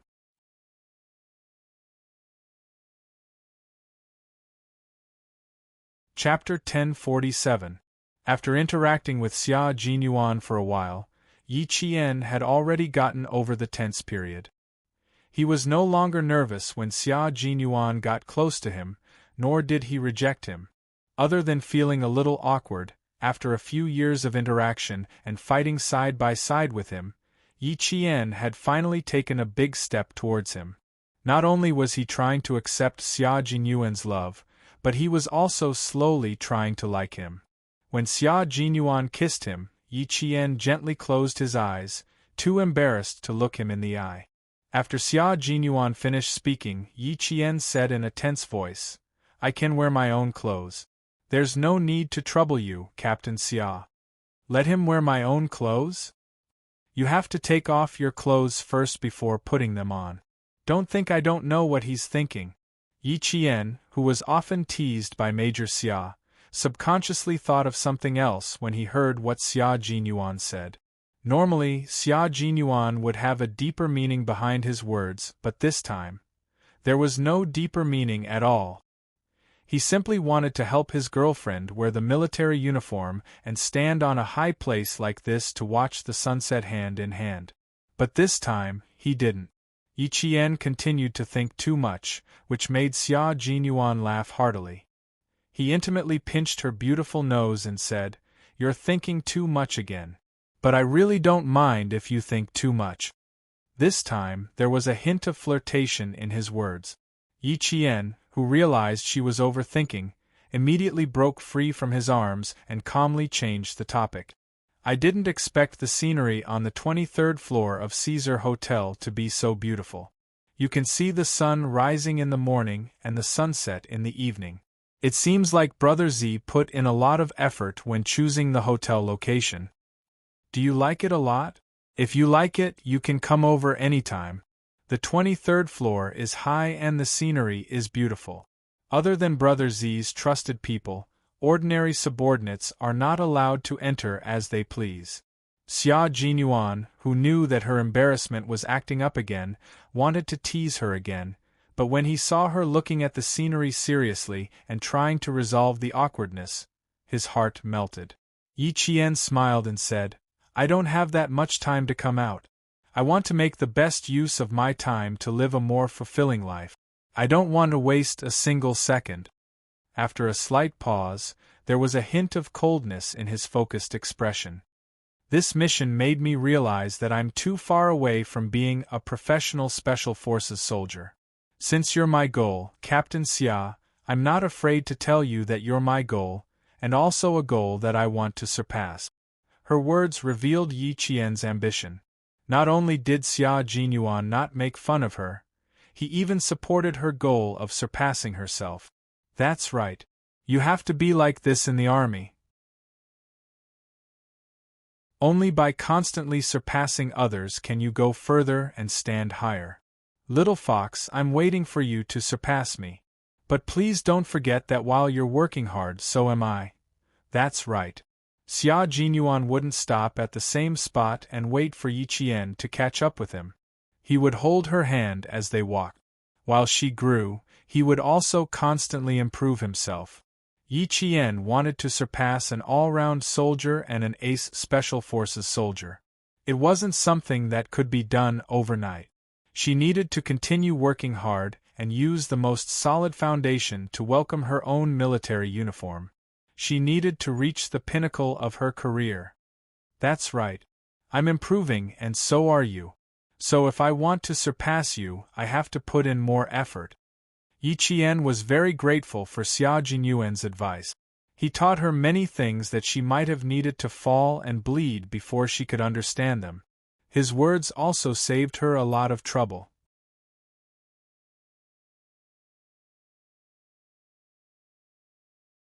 Chapter 1048. She really didn't want to miss out on such an outstanding man. She didn't want to miss out on him, but she also didn't want to be a burden to him. She wanted to fight side by side with him and those respectable and adorable comrades, so she had to work hard. Xia Jinyuan liked her tenacity the most. After pondering for a moment, he voiced his opinion. Unexpectedly, his opinion was the same as the one Yi Qian had proposed to Principal Chun. Enter intensive training. He believed that Yi Qian could definitely enter intensive training instead of intermediate training. He had paid attention to and secretly observed Yi Qian during several missions. After this mission, not only did he believe that Yi Qian could enter intensive training, but even G3 and the others believed that Yi Qian could enter intensive training. Once intensive training was completed, Yi Qian would no longer be a normal soldier, but a qualified Special Forces soldier. "You can consider my suggestion. Maybe you can mention it to Uncle Chen and see what he has in mind. There will also be intensive training in your 4 years of training, but Uncle Chen wants to train you to become a world-class ace sniper. To me, you can become an ace sniper or an ace Special Forces soldier. Little fox, you can set your goal to become an ace Special Forces soldier." There was already a Q king, but there was still a king missing. He really wanted to see Yi Qian take the king position. His suggestion made Yi Qian speechless for a long time. He didn't expect the two of them to have the same idea without any discussion. Tacit understanding? Thinking of the purgatory training that was about to begin, Yi Jian's lips curled up slightly. She smiled and said, "My training here is indeed planning to enter into intensive training. I won't go to the automobile troop training base on Saturday and Sunday. After school on Friday, I will leave school with Uncle Chen and come back on Sunday." She smiled, and so did Xia Jinyuan. They were thinking of the same thing. But there was still one problem to be solved: accommodation. He said, "Intensive training is different from intermediate training. It's mainly night training and supplementary training during the day. How do you plan to arrange the night training? It's not convenient to live on campus." Xia Jinyuan had already considered this and made preparations in advance, just in case. Yi Qian pondered for a moment before saying, "I haven't been going to self-study since night and night. It will affect the class. After discussing with Mr. Chen, I've decided to move out of the school after my midterm exam results are out. I'll rent a house in the residential area behind the school so that I don't have to ask for leave from Teacher Tong anymore. The school stipulated that boarding students must attend evening self-study sessions. Previously, they had only agreed to allow Yi Qian to apply for leave at night because of her special status. The school agreed, but it would more or less affect the class. We're all boarding students, so why can't you come late? In the long run, not only would it make the students feel unbalanced, but it would also affect the collective honor of the class. Now that Yi Qian had brought it up, Xia Jinyuan raised his eyebrows and smiled. You don't have to wait until next week. You can move out this week. Xia Yiwei has a house behind the provincial first middle school. It's been empty for a long time. The furniture is all ready-made and the bedding is complete. You can move in at any time. You don't have to refuse this. Her house is empty no matter where it is. If you move in, you can guard it for her. Also, I think it will be more convenient for you to move out of the school and it won't affect the class. Which boarding student doesn't attend evening self-study sessions every day? No matter how good your grades are, in the long run, the students in the class will more or less have some small opinions. Instead of making the students unhappy, it's better to move out in advance. You're tuning in to the Phoenix Nights YouTube channel. Don't forget to subscribe and join us on this journey to catch the most captivating stories.